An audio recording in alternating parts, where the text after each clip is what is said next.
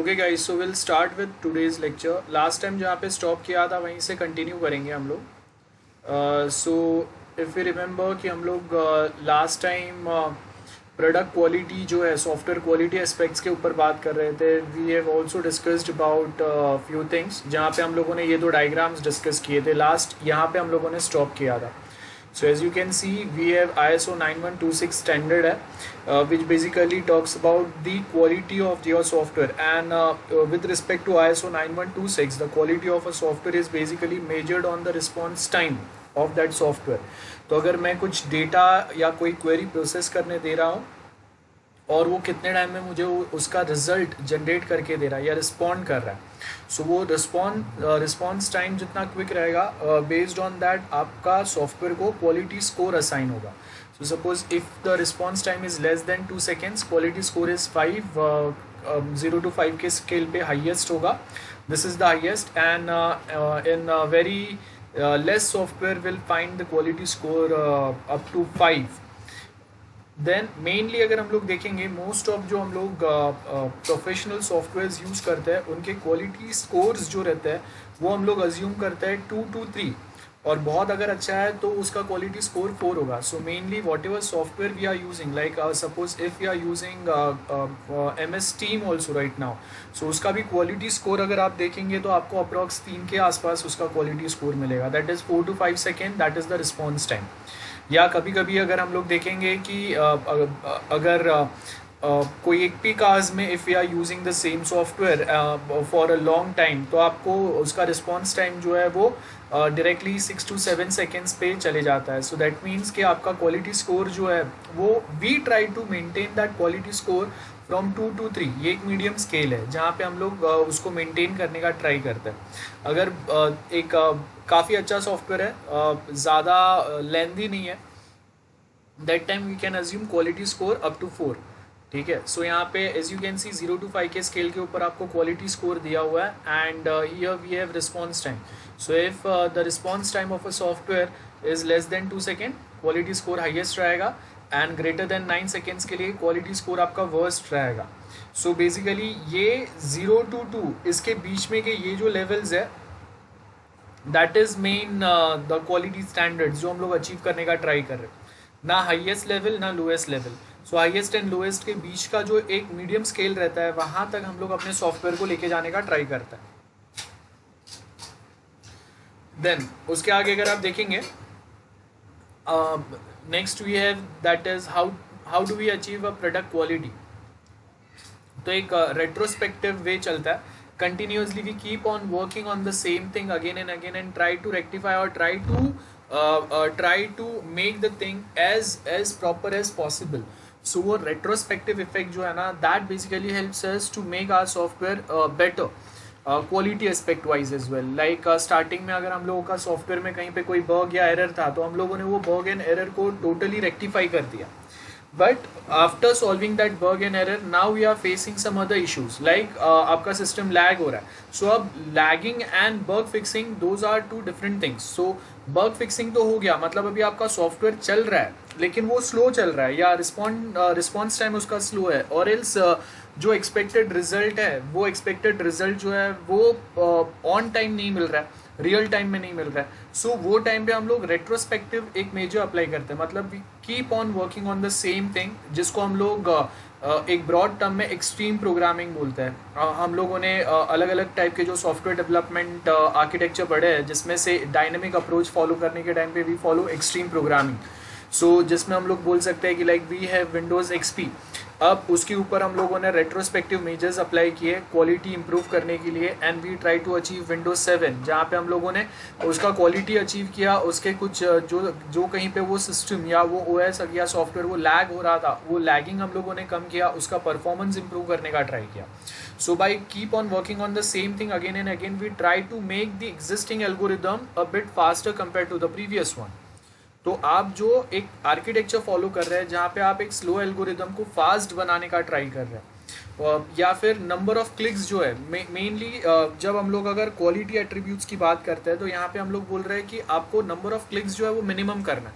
तो number of clicks आप जितने मिनिमम करेंगे, उतना आप सॉफ्टवेयर को और ज़्यादा यूज़र फ्रेंडली बना रहे हैं, और जितना नंबर ऑफ क्लिक्स कम रहेंगे मतलब यूज़र को कुछ एक टास्क परफॉर्म करने के लिए या उसको कोई एक रिजल्ट जनरेट करने के लिए it take less time now. So वो एक बेनिफिट होगा। तो फर्स्ट थिंग, अगर जैसे हम लोगों ने लास्ट टाइम बोला था कि क्वालिटी जो है वो हर एक के पर्सपेक्टिव, हर एक के पॉइंट ऑफ व्यू से quality is something different. If we talk from the developers point of view, quality is something different, जहाँ पे हम लोग नीट एंड क्लीन कोडिंग की बात करते हैं। So that is what we mean by quality from developer perspective, कि हम लोगों ने मिनिमम कोड लिखा है, कहीं पे भी हम लोगों का कोड रिपीट नहीं हो रहा है। At same point of time object oriented के जो सारे रूल्स है वो बहुत प्रॉपरली हम लोगों ने अप्लाई किया है। एंड हम लोगों ने होगा वहाँ पे एग्जिस्टिंग कोड्स या जो पैकेजेस है या कोई एपीआईज वो हम लोगों ने रेडीली यूज़ किया है। तो आप बहुत सारी चीज़ें रेडीली यूज़ कर रहे हो और सर्टन चीज़ों के ऊपर ही आप खुद से मेहनत कर रहे हो। सो उससे क्या होगा कि आपने जितने चीज़ों के ऊपर मेहनत किया है सिर्फ उसी के ऊपर आपको बग फिक्सिंग या एरर चेकिंग करना पड़ेगा। बाकी की सही चीज़ें तो आपने एक स्टैंडर्ड पैटर्न, एक स्टैंडर्ड फॉर्म से यूज़ किया है, तो वहाँ पे आपको एरर्स आने के चांसेस हो गए। सो एरर आने के चांसेस कम हो गए। So that means from developer point of view quality जो है वो इम्प्रूव हो गया। या फिर हम लोग पेयर प्रोग्रामिंग की बात करते हैं, तो पेयर प्रोग्रामिंग में क्या होगा, वी हैव टू डेवलपर्स जो एक साथ काम कर रहे हैं, जिसमें से एक जो है वो कोड करते जाएगा, दूसरे वो सेम कोड को एनालाइज करते जाएगा, जिसको हम लोग ड्राई रन बोलते हैं। तो वो भी एक मेजर हो सकता है। Then customer point of view, जितना यूजर फ्रेंडली रहेगा, जितना रिस्पॉन्स टाइम ज़्यादा रहेगा, that is what we mean by कि आपका क्वालिटी जो है वो और बेटर हो रहा है। सो मेनली हम लोग जब क्वालिटी टर्म्स की बात करते हैं तो हम लोग mainly user point of view से, यूज़र पर्सपेक्टिव से ही बात करते हैं, because they are the main. अगर उनके हिसाब से अगर क्वालिटी प्रॉपर है तो आपका सॉफ्टवेयर ऑफ कोर्स चलना ही है। डेवलपर पॉइंट ऑफ व्यू जो है वो तो बैक एंड में होगा और उससे बाकी लोगों को मतलब नहीं बनता। सो हम लोग जब क्वालिटी की बात करते हैं we talk from the user perspective और द क्लाइंट्स पर्सपेक्टिव। तो यहाँ पे अगर आप देखेंगे कि आप यूज़र्स के लिए कितना यूज़र फ्रेंडली बना रहे हो उसको। यूज़र फ्रेंडली बनाने का मतलब है कि आप एक एग्जिस्टिंग कोई सॉफ्टवेयर अगर वो लोग यूज़ कर रहे थे और आप उसका अपडेटेड वर्जन बना रहे हैं तो लेगेसी फॉलो करना बहुत ज़रूरी है। जहाँ पे प्रीवियस सॉफ्टवेयर्स के जो लेआउट है वैसा ही कुछ आपने बनाया है, उसके कुछ शॉर्टकट्स जो है वो सेम यहाँ पे भी अप्लाई हो रहा है, उसके साथ में कुछ एडवांस फीचर्स है और प्लस रिस्पॉन्स टाइम कम हो गया है। और स्टार्टिंग में आपको बहुत सारी चीज़ें मैन्युअली करना पड़ रहा था, अब वो नहीं करना पड़ रहा। सो ये हम लोग पॉइंट्स पे बात कर सकते हैं। That is how we can achieve the product quality. Now यहाँ पे अगर आप देखेंगे we need to be able to examine the process by which product is created. The production process is network of sub processes. मतलब जब अगर हम लोग एक सॉफ्टवेयर पे बात करते हैं तो एज वी ऑलरेडी नो कि हम लोग एक बड़े से सॉफ्टवेयर, एक बड़े से प्रोजेक्ट को छोटे छोटे मॉड्यूल्स में डिवाइड करते हैं and those modules basically divided into सब मॉड्यूल्स। और वो जो सब मॉड्यूल्स है उसमें हम लोग यूनिट बाय यूनिट डेवलपमेंट्स करते हैं। सो यू कैन सी कि हम लोग यहाँ पे छोटे छोटे प्रोसेसेस में डिवीजन करते हैं और ये सब प्रोसेसेस जो है वो कितने लेवल तक डिवीजन जाएगा, एक इतना लेवल तक आप डिवीजन करेंगे कि जहाँ पे एक प्रोसेस को हम लोग एक वीक में ख़त्म कर सके। सो that is the lowest level जहाँ तक हम लोग प्रोसेसेस को डिवाइड करते हैं। ये एक बड़े से प्रोसेस को या मॉड्यूल्स को सब मॉड्यूल लेवल पे या उसके भी सब मॉड्यूल लेवल पे डिवाइड करता है।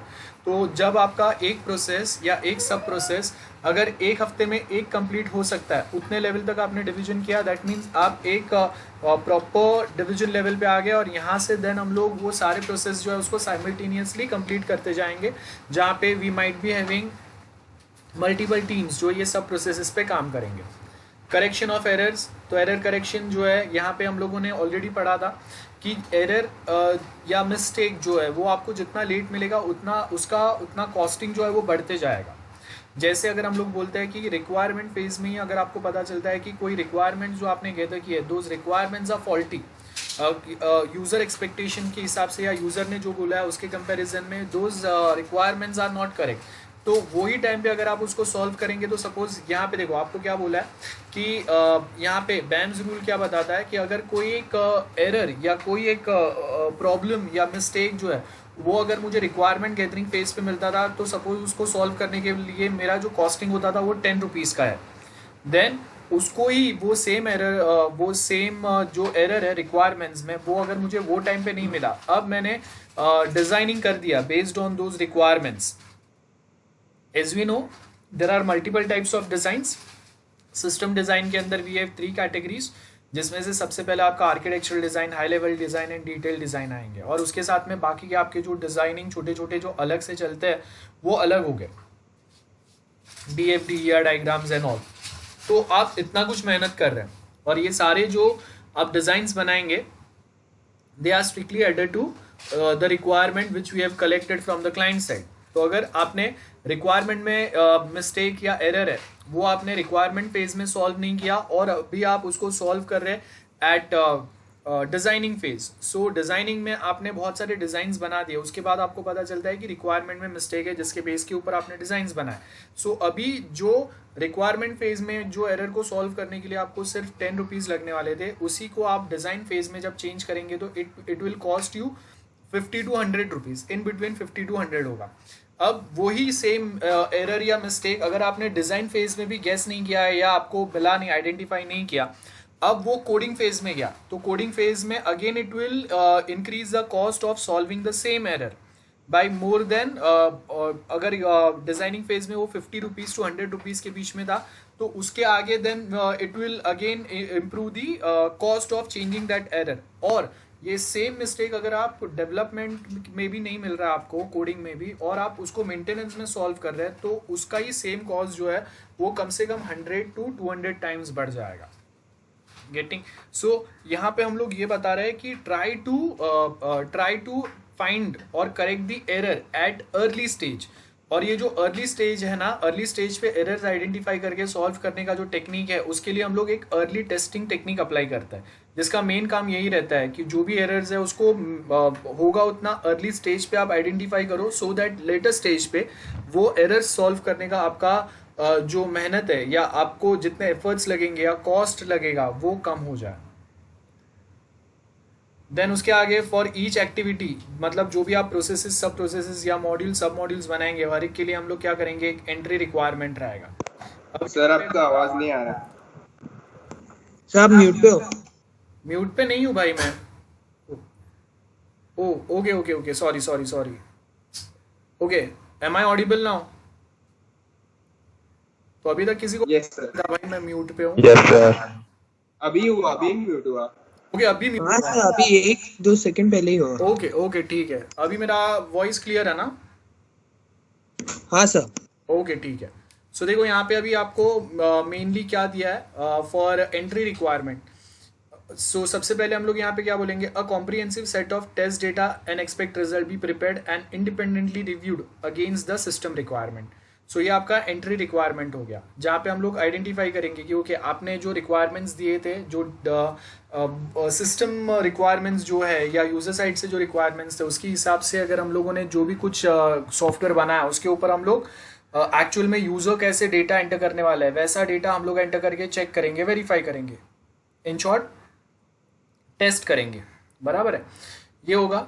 उसके बाद में इम्प्लीमेंटेशन रिक्वायरमेंट में हम लोगों ने क्या बोला है, define how the process is to be conducted like whenever error is found and corrected.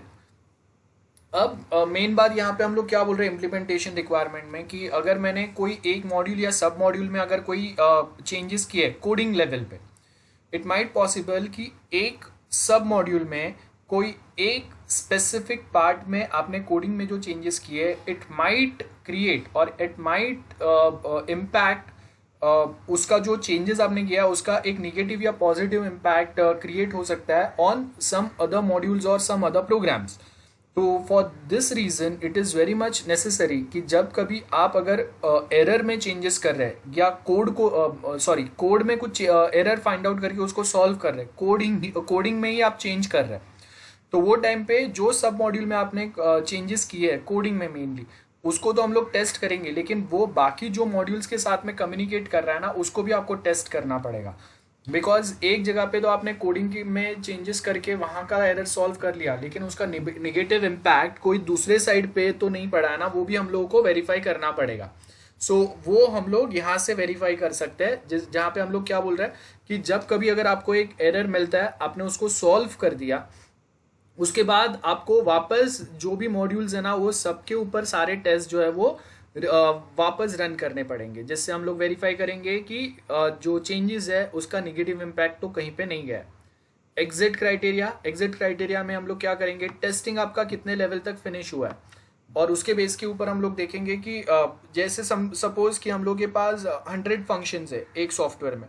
अब वो 100 फंक्शंस में से सपोज अगर मैंने 50 फंक्शंस टेस्ट किए जो बहुत एक्यूरेट चल रहे हैं, दैट मीन्स एग्जिट क्राइटेरिया जो है वो फुलफिल हो रहा है, because 60% of software my working fine, या उसमें ज़्यादा एरर्स नहीं है।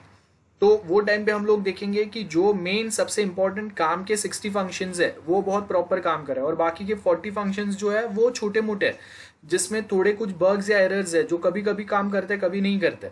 तो वो टाइम पे हम लोग उसको मेंटेनेंस फेज में आगे फॉरवर्ड कर सकते हैं, कैरी फॉरवर्ड कि मेंटेनेंस पार्ट में हम लोग उसको सॉल्व करेंगे, सो दैट ऑन टाइम हम लोग सॉफ्टवेयर डिप्लॉय कर सके। तो आप समझ लो कि आप जो एक फाइनल ईयर का सॉफ्टवेयर बनाएंगे उसमें भी हम लोग के एग्जिट रिक्वायरमेंट रहेंगे, जहां पे हम लोग क्या बता रहे हैं, testing phase is finished only when all test have been run in a succession with no outstanding errors. तो सारे जो भी हम लोगों ने टेस्ट किए हैं वो सारे अगर प्रॉपर है, कुछ अगर पेंडिंग है, रिमेंबर 100% सॉफ्टवेयर कंप्लीट करके आप हैंड ओवर करेंगे, वो पॉसिबल नहीं होता है प्रोफेशनल लेवल पे भी। तो हम लोग 100% वाला जो एक प्रॉब्लम है ना वो हटा देते हैं। मिनिमम जो क्लाइंट्स को रिक्वायरमेंट्स है वो अगर फुलफिल हो रहे हैं, उतनी चीज़ें अगर बहुत प्रॉपर चल रहे तो हम लोग वो सॉफ्टवेयर को एग्जिट रिक्वायरमेंट या एग्जिट क्राइटेरिया पे फुलफिल कर देंगे और हम लोग उसको डिप्लॉय कर देंगे on the client side. And बाद में धीरे धीरे जो भी बाकी के प्रॉब्लम्स है उसको हम लोग सॉल्व करने का ट्राई करेंगे। Then technique to enhance product quality क्या करेंगे, इंक्रीज विजिबिलिटी, मतलब ईगोलेस प्रोग्रामिंग होना चाहिए। अब एक ईगोलेस प्रोग्रामिंग का मतलब होता है कि हम लोगों के पास एक बहुत बड़ा डेवलपर का टीम है। अब उसमें से कोई एक्सपीरियंस डेवलपर्स भी होते हैं, कोई फ्रेशर्स भी होता है, या कम एक्सपीरियंस डेवलपर्स होते हैं। लेकिन कहीं पे भी ऐसा नहीं है कि कोई एक डेवलपर के बेस के ऊपर ही पूरा प्रोजेक्ट कंप्लीट हो रहा है। तो अगर आपको एक्सपीरियंस है सिमिलर टाइप के प्रोजेक्ट पे काम करने का, आपने अपना पार्ट जो है वो बहुत क्विकली फिनिश कर लिया, इट डजंट मीन्स कि आप किसी दूसरे को हेल्प नहीं करेंगे या किसी दूसरे का जो वर्क है उसको क्रिटिसाइज करेंगे। इंस्टेड आपको आपका वर्क होने के बाद में you suppose to help others जिनको एरर आ रहे हैं, मिस्टेक आ रहे हैं, या जिनको समझ में नहीं आ रहा है कि आगे कैसे अपना काम कैसे प्रोग्रेस कर कंप्लीट करना है, उसको प्रोग्रेस करना है। सो वो टाइम पे हम लोग ईगोलेस प्रोग्रामिंग का मतलब है कि हर किसी का इक्वल पार्टिसिपेशन है, चाहे वो सीनियर डेवलपर हो जिसने ज़्यादा कोडिंग किया है या फ्रेशर हो जिसने कम डेवलपमेंट किया है लेकिन उसने एक्सपीरियंस मिला है उसमें से। तो egoless programming is must. Then procedural structure में क्या बोला है, over the years there have been growth, और उसमें हम लोग अपने खुद के अलग अलग मेथोडोलॉजीज बनाते हैं। अब कंपनीज जो है ना वो अपने अलग अलग मेथोडोलॉजी बनाते हैं। जब वो कंटिन्यूअसली कोई सिमिलर टाइप के प्रोजेक्ट पे काम कर रहे हैं या उनको पता है कि यही टाइप के प्रोजेक्ट्स हम लोग को ज़्यादा मिलेंगे, तो फर्स्ट टाइम तो उन्होंने सपोज ऐसे ही बना दिया। सर जैसे टीवाई लेवल पे आप कोई एक प्रोजेक्ट बना रहे, you don't have any methods as such for now. तो आपने क्या किया, फर्स्ट टाइम तो आपको जो प्रोजेक्ट मिला, जैसे उसके डायग्राम्स मिले, कुछ कोड मिला, डॉक्यूमेंट मिला, आपने उसके हिसाब से थोड़ा थोड़ा थोड़ा वो प्रोजेक्ट बनाते गए, और बहुत सारी चीज़ें आपको वापस वर्कआउट करना पड़ेगा, ये भी प्रॉब्लम होता है। लेकिन अगर आपने ये सिमिलर ये कॉलेज लेवल के प्रोजेक्ट्स ही अगर 2-3 बार बनाए तो धीरे धीरे आप क्या करेंगे, एक मेथड डेवलप कर लेंगे कि how we suppose to start with this project, क्या चीज़ आपको पहले करना पड़ेगा, क्या चीज़ बाद में करना पड़ेगा, कौन से वे में हम लोग प्रोग्रेस करेंगे, so that number of errors जो है वो मिनिमम रहे। So that is what we mean by methodology. Checking intermediate stages, ये तो बहुत प्रॉपर है। इन बिटवीन आपके जो सर आप वापस म्यूट हो गए। ओके, आई डोंट नो बार बार ये म्यूट क्यों हो रहा है। Let me just know, let me know अगर मैं वापस म्यूट होता हो तो। So after this we have a testing part. Testing के अंदर we have 3 types of testing. हम लोगों ने जो स्टार्टिंग में डायग्राम डिस्कस किया था उसमें भी मैंने बताया था आपको, we have 3 types of testing. जैसे हम लोग कोई एक सॉफ्टवेयर को एक बड़े से सॉफ्टवेयर को मॉड्यूल वाइज डिवाइड करते हैं, मॉड्यूल को हम लोग सब मॉड्यूल में डिवाइड करते हैं। अब वो जो आपने सब मॉड्यूल्स बनाया, that's going to be your units of your software. तो जो छोटे छोटे सब मॉड्यूल्स है, सब पार्ट है आपके प्रोजेक्ट के, उसको जब आप इंडिविजुअल लेवल पे टेस्ट करते हैं उसको हम लोग यूनिट टेस्ट बोलेंगे। देन एक सब मॉड्यूल को आप दूसरे सब मॉड्यूल के साथ में इंटीग्रेट करेंगे, और ऐसे आप एक मॉड्यूल को दूसरे मॉड्यूल के साथ इंटीग्रेट करेंगे सो दैट वो आपस में डेटा शेयर कर पा रहे हैं कि नहीं, आपस में प्रॉपर कम्युनिकेशन है कि नहीं उनका, ये चेक करेंगे. So that happens with the help of integration testing. और अभी आपके सपोज अगर 2-3 मॉड्यूल्स अगर आपके क्रिएट हो गए आपके सॉफ्टवेयर में से, टोटल सपोज 10 मॉड्यूल्स है, उसमें से 3 मॉड्यूल्स आर क्रिएटेड, तो ये तीनों मॉड्यूल को कंबाइन करके हम लोग एज अ सिंगल सॉफ्टवेयर वो कैसे वर्क कर रहा है ये चेक करेंगे. उसको हम लोग सिस्टम टेस्ट बोलते हैं. So we have different types of testing. Unit test, छोटा सा पार्ट, छोटा सा यूनिट हम लोग टेस्ट करेंगे. Then one part of your software can connect with another part of your software and how they behaves when they try to interchange data among themselves. तो वो कैसे होगा वो इंटीग्रेशन टेस्टिंग से पता चलेगा. And final and last we have system testing, जहाँ पे जितने भी मॉड्यूल एंड सब मॉड्यूल्स बने सबको हम लोग साथ में कनेक्ट करते हैं और एज अ सिंगल सिस्टम या एज अ सिंगल सॉफ्टवेयर हम लोग चेक करेंगे कि जब हम लोग ये सारे मॉड्यूल्स एंड सब मॉड्यूल्स को कंबाइन करके एक प्लेटफॉर्म पे ला रहे हैं और जब सबको साथ में चला रहे हैं तब वो कैसे बिहेव कर रहे हैं. So that is what we mean by system testing. और ये 3 टाइप की जो टेस्टिंग है इसको कंबाइन हम लोग रिग्रेशन टेस्ट बोलते हैं. So we have testing levels. Unit test मैंने बता दिया, एक यूनिट या एक कंपोनेंट इंडिपेंडेंटली चेक करेंगे. Integration and system test, integration एक मॉड्यूल को दूसरे मॉड्यूल के साथ इंटीग्रेट करके चेक करेंगे. सिस्टम जितने भी है सबको साथ में करेंगे. Then acceptance test. Acceptance test में हम लोग बेसिकली कस्टमर जो है वो चेक करेगा कि जो मैंने रिक्वायरमेंट्स दिए थे वो रिक्वायरमेंट्स के हिसाब से ही मुझे सॉफ्टवेयर मिला है कि नहीं, whether it is user friendly और नॉट.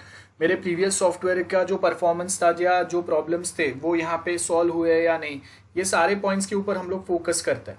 एंड उसके हिसाब से हम लोग यहाँ पे वेरीफाई करते हैं कि आपका सिस्टम जो है वो कैसे बिहेव कर रहा है. Then we have something which is called as verification versus validation. तो यहाँ पे अगर आप देखेंगे वेरिफिकेशन क्या बोला है, whether output of one phase of a development conforms to its previous phase. ये verification हो गया. मतलब यहाँ पे we have 2 things, verification and validation. Verification is a process of determining कि हम लोगों ने जो एक सॉफ्टवेयर बनाया है उसको हम लोग वेरीफाई करेंगे कि जो मेरे जो रिक्वायरमेंट्स थे उसके हिसाब से वो प्रॉपर बनाया कि नहीं. एंड सेकेंड थिंग, अगर आपका एक प्रोसेस का output is an input for another process, तो प्रीवियस जो प्रोसेस या प्रीवियस जो फेज है उसने करेक्ट आउटपुट जनरेट किया है कि नहीं. बिकॉज अगर उसने करेक्ट आउटपुट जनरेट नहीं किया तो हम लोग आगे भी जो प्रोसेस करेंगे उसका आउटपुट भी रॉन्ग ही रहेगा. वैलिडेशन यहाँ पे क्या बोला है, when fully developed a system, तो वो टाइम देन वैलिडेट करेंगे उसको. ये सेकेंड पार्ट हो गया. अब वैलिडेशन में हम लोग चेक करेंगे कि जो सिस्टम या सॉफ्टवेयर हम लोगों ने बनाया हुआ है उसमें जब हम लोग डेटा डाल रहे हैं तो वो एक्सपेक्टेड रिजल्ट जनरेट कर रहा है कि नहीं, जो हम लोगों को एक्सपेक्टेड था, दैट इज वैलिडेशन होगा. देन यहाँ पे आपको लास्ट में वही दिया है, verification is concern with the face, जहाँ पे हम लोग एरर्स सॉल्व करने का ट्राई करेंगे. वी ट्राई टू वेरीफाई कि फाइनल जो भी आपका सॉफ्टवेयर रहेगा उसमें मिनिमम एरर्स हो. देन उसके आगे तो एक वी प्रोसेस आएगा या वी मॉडल आएगा जो हम लोग SDLC में पढ़ते हैं. अपने जो सॉफ्टवेयर इंजीनियरिंग SY में सब्जेक्ट है उसमें भी पढ़ा रहेगा. SDLC है, यहाँ पे आएगा फिजिबिलिटी स्टडी. तो feasibility study basically talks about कि जो सॉफ्टवेयर हम लोग बनाने का ट्राई कर रहे हैं, हम लोगों ने ये जो सब्जेक्ट चालू किया उसके स्टार्टिंग में भी अलग अलग टाइप के फिजिबिलिटी स्टडी पढ़े थे. Economical feasibility, technical feasibility, if you remember. तो वो हम लोग अलग अलग लेवल पे यहाँ पे देखते हैं कि वो फिजिबल है कि नहीं, जो प्रोजेक्ट हम लोग बनाने का ट्राई कर रहे हैं. उसके आगे फिर अगर वो फिजिबल है तो फिर यूज़र रिक्वायरमेंट्स हम लोग करेक्ट करेंगे और प्रोसेस करेंगे उसको. देन फाइनल जो यूज़र रिक्वायरमेंट्स रहेंगे उसके बेस के ऊपर हम लोग सिस्टम डिज़ाइन बनाएंगे जिसमें 3 टाइप के डिज़ाइन रहेंगे, हाई लेवल, डिटेल एंड आपके आर्किटेक्चरल डिज़ाइन रहेगा, हाई लेवल रहेगा और डिटेल डिज़ाइन रहेगा. देन उसके बेस के ऊपर हम लोग प्रोग्राम डिज़ाइन बनाएंगे, मतलब यहाँ पे ER डायग्राम होगा और एल्गोरिदम्स, फ्लो चार्ट्स जो है वो सारे आएंगे. देन जो फ्लो चार्ट्स एंड एल्गोरिदम्स है उसके बेस के ऊपर आपका कोडिंग होगा. देन वो कोडिंग होने के बाद में आपने जो प्रोग्राम डिज़ाइंस बनाए उसको हम लोग जब इंडिविजुअल लेवल पे प्रोग्राम टेस्टिंग होगा, बराबर है. या फिर ये जो आपके छोटे छोटे मॉड्यूल्स है, छोटे छोटे कंपोनेंट्स है, उसका आप यहाँ पे यूनिट टेस्ट बोलेंगे. अगर यूनिट टेस्ट जो है या प्रोग्राम टेस्ट जो है वो आपका प्रोग्राम डिज़ाइन से मैच कर रहा है, मतलब टेस्टिंग जो है वो सक्सेस हो गया. देन सिस्टम टेस्ट आ गया, तो आपके सिस्टम डिज़ाइन से अगर ये मैच कर रहा है मतलब सिस्टम टेस्टिंग कंफर्म हो गया. यूज़र एक्सेप्टेंस टेस्ट, आपके यूज़र रिक्वायरमेंट्स जो थे उसके हिसाब से ही अगर आपका सिस्टम एग्जैक्ट वैसा ही है तो आपका यूज़र एक्सेप्टेंस पार्ट जो है वो क्लियर हो गया। और लास्ट में रिव्यू रहेगा। रिव्यू में हम लोग बताएंगे कि ओके अभी जो हम लोगों ने इन्वेस्टमेंट किया उसके बेस के ऊपर कितना रिटर्न मिल रहा है हम लोगों को, अगर और कहीं पे अगर चेंजेस करने हैं तो वो टाइम पे आपका टेक्निकल इकोनॉमिकल फिजिबिलिटी उसके साथ मैच कर रहा है क्या, अगर कर रहा है then it's correct, we can go for a reviewing the system, और वहाँ पे जो जो चेंजेस रिक्वायर्ड है वो हम लोग ऐड कर देंगे। सो ये आपका पार्ट है, सिंपल सा वी मॉडल है। Then next we have a black box and white box testing, या ग्लास बॉक्स को भी वाइट बॉक्स टेस्ट बोलते हैं हम लोग। ग्लास मतलब ट्रांसपेरेंट होता है जो, उसको हम लोग ग्लास बॉक्स टेस्ट बोलते हैं। मतलब इंटरनल आर्किटेक्चर, इंटरनल एल्गोरिदम जो है वो जो हम लोगों के एंड यूजर्स है उनको विजिबल रहता है, that's why this is called as glass box testing. Black box मतलब जो यूजर्स है आपके जिनको इंटरनल आर्किटेक्चर पता नहीं है, आप अगर MS टीम यूज कर रहे हैं, हम लोग जो यूज कर रहे हैं, हम लोग को इंटरनल उसका आर्किटेक्चर एल्गोरिदम कुछ नहीं पता है। सो हम लोग सिर्फ टेस्ट कर रहे हैं कि अगर मैं एक टीम क्रिएट कर रहा हूँ, मैं एक लेक्चर कंडक्ट करने की ट्राई कर रहा हूँ, अगर मैं रिकॉर्ड कर रहा हूँ रिकॉर्ड हो रहा है कि नहीं, अगर मैं लॉग इन कर रहा हूँ लॉग आउट कर रहा हूँ, मैं अगर कोई इमेजेस पोस्ट या फाइल पोस्ट करने की ट्राई कर रहा हूँ तो कितने टाइम में वो डिलीवर हो रहा है, बाकी सबको विजिबल हो रहा है, ये सब हम लोग टेस्ट करेंगे। मतलब without knowing the internal architecture और an algorithm of a system, when we provide some test data और we provide some inputs and based on that what we try to analyse the exact output, वो आपका black box test हुआ जो testers and users करते हैं। Glass box या white box testing जो है ये डेवलपर एंड पे होता है, जहाँ पे हम लोग मेनली कोड को एनालाइज करते हैं और उसका एल्गोरिदम जो है उसमें कहीं पे वीकनेस नहीं है, कोई बैकडोर नहीं है, ये सब चेक करता है। सो यहाँ पे आपके लेवल ऑफ टेस्टिंग हम लोग को ऑलरेडी पता चल गया, unit, integration and system.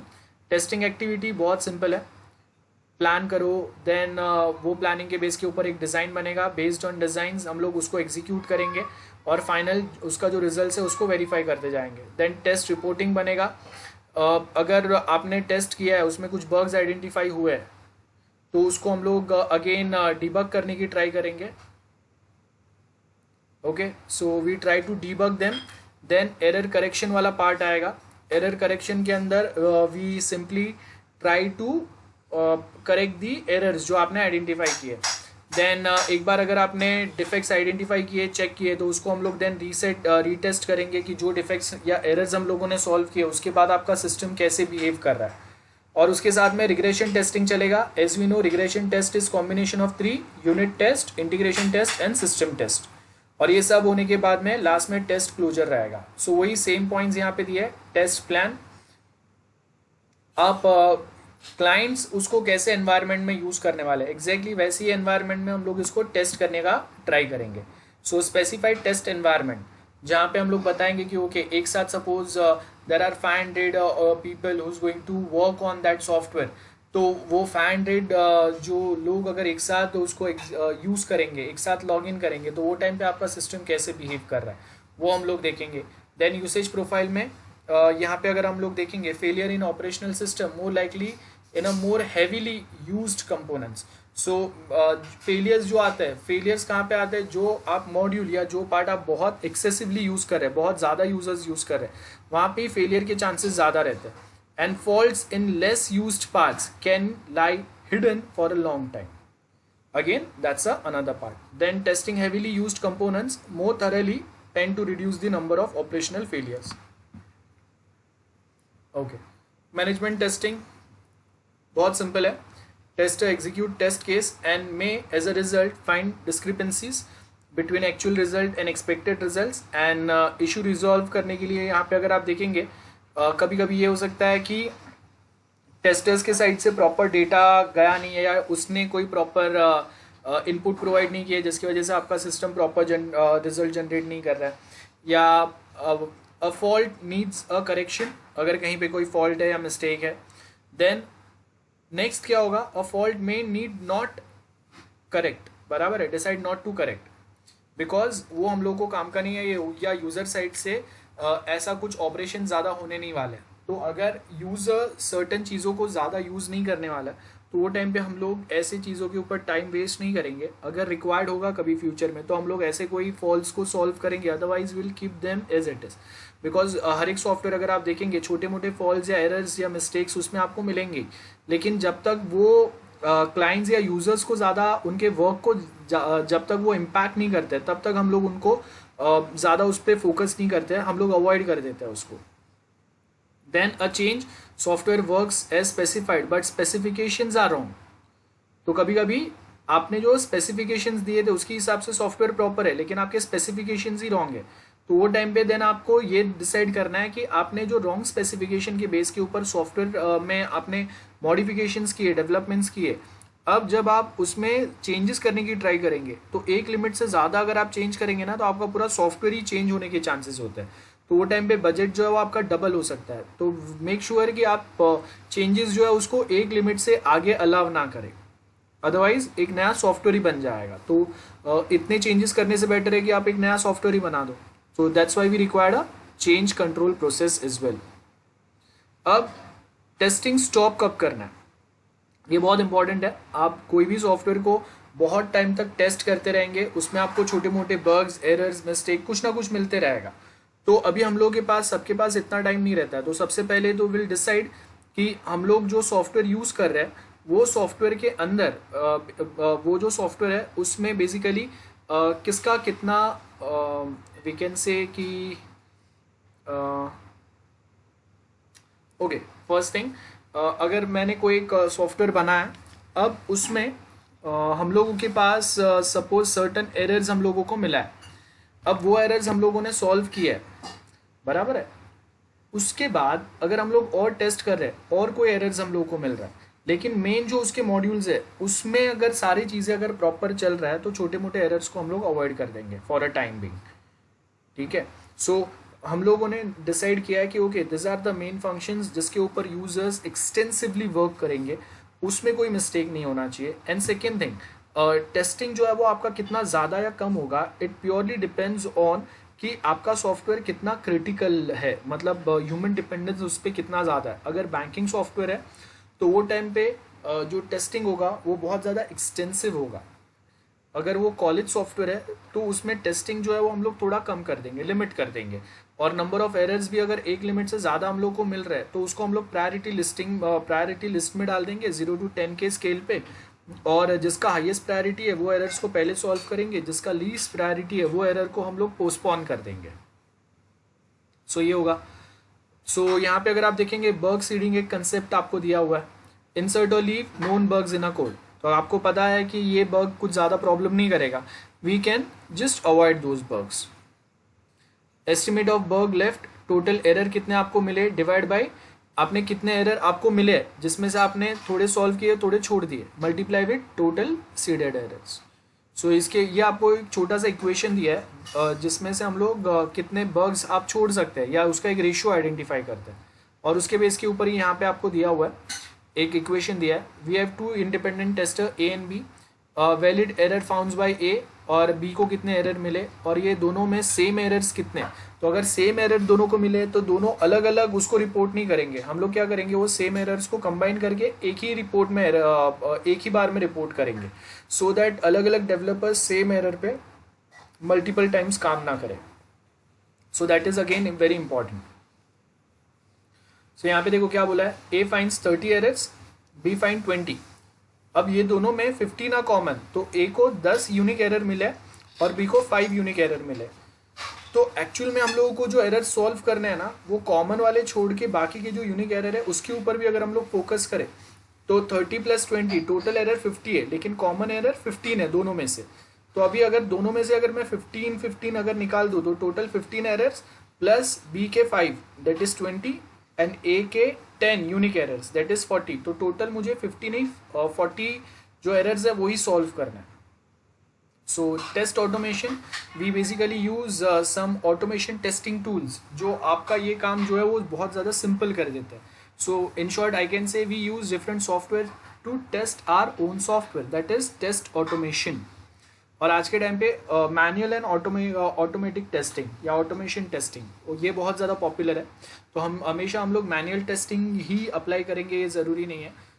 Manual testing first time में हम लोग बहुत एक्सटेंसिवली अप्लाई करते हैं, लेकिन जब आप बग फिक्सिंग या कोड में रेक्टिफिकेशन करते हैं उसके बाद हम लोग उसके ऊपर वापस ऑटोमेशन टेस्टिंग टूल्स अप्लाई करने का ट्राई करते हैं. Okay, types of testing, capture and playback. तो हम लोग जैसे कोई एक वीडियो कैप्चर एंड प्लेबैक करते हैं exactly same way we have some testing tools जहाँ पे मैंने कोई कमांड जैसे साइन अप है, तो मैं साइन अप जो भी मैं कुछ भरूंगा ना वो सब कुछ वो रिकॉर्ड कर देगा।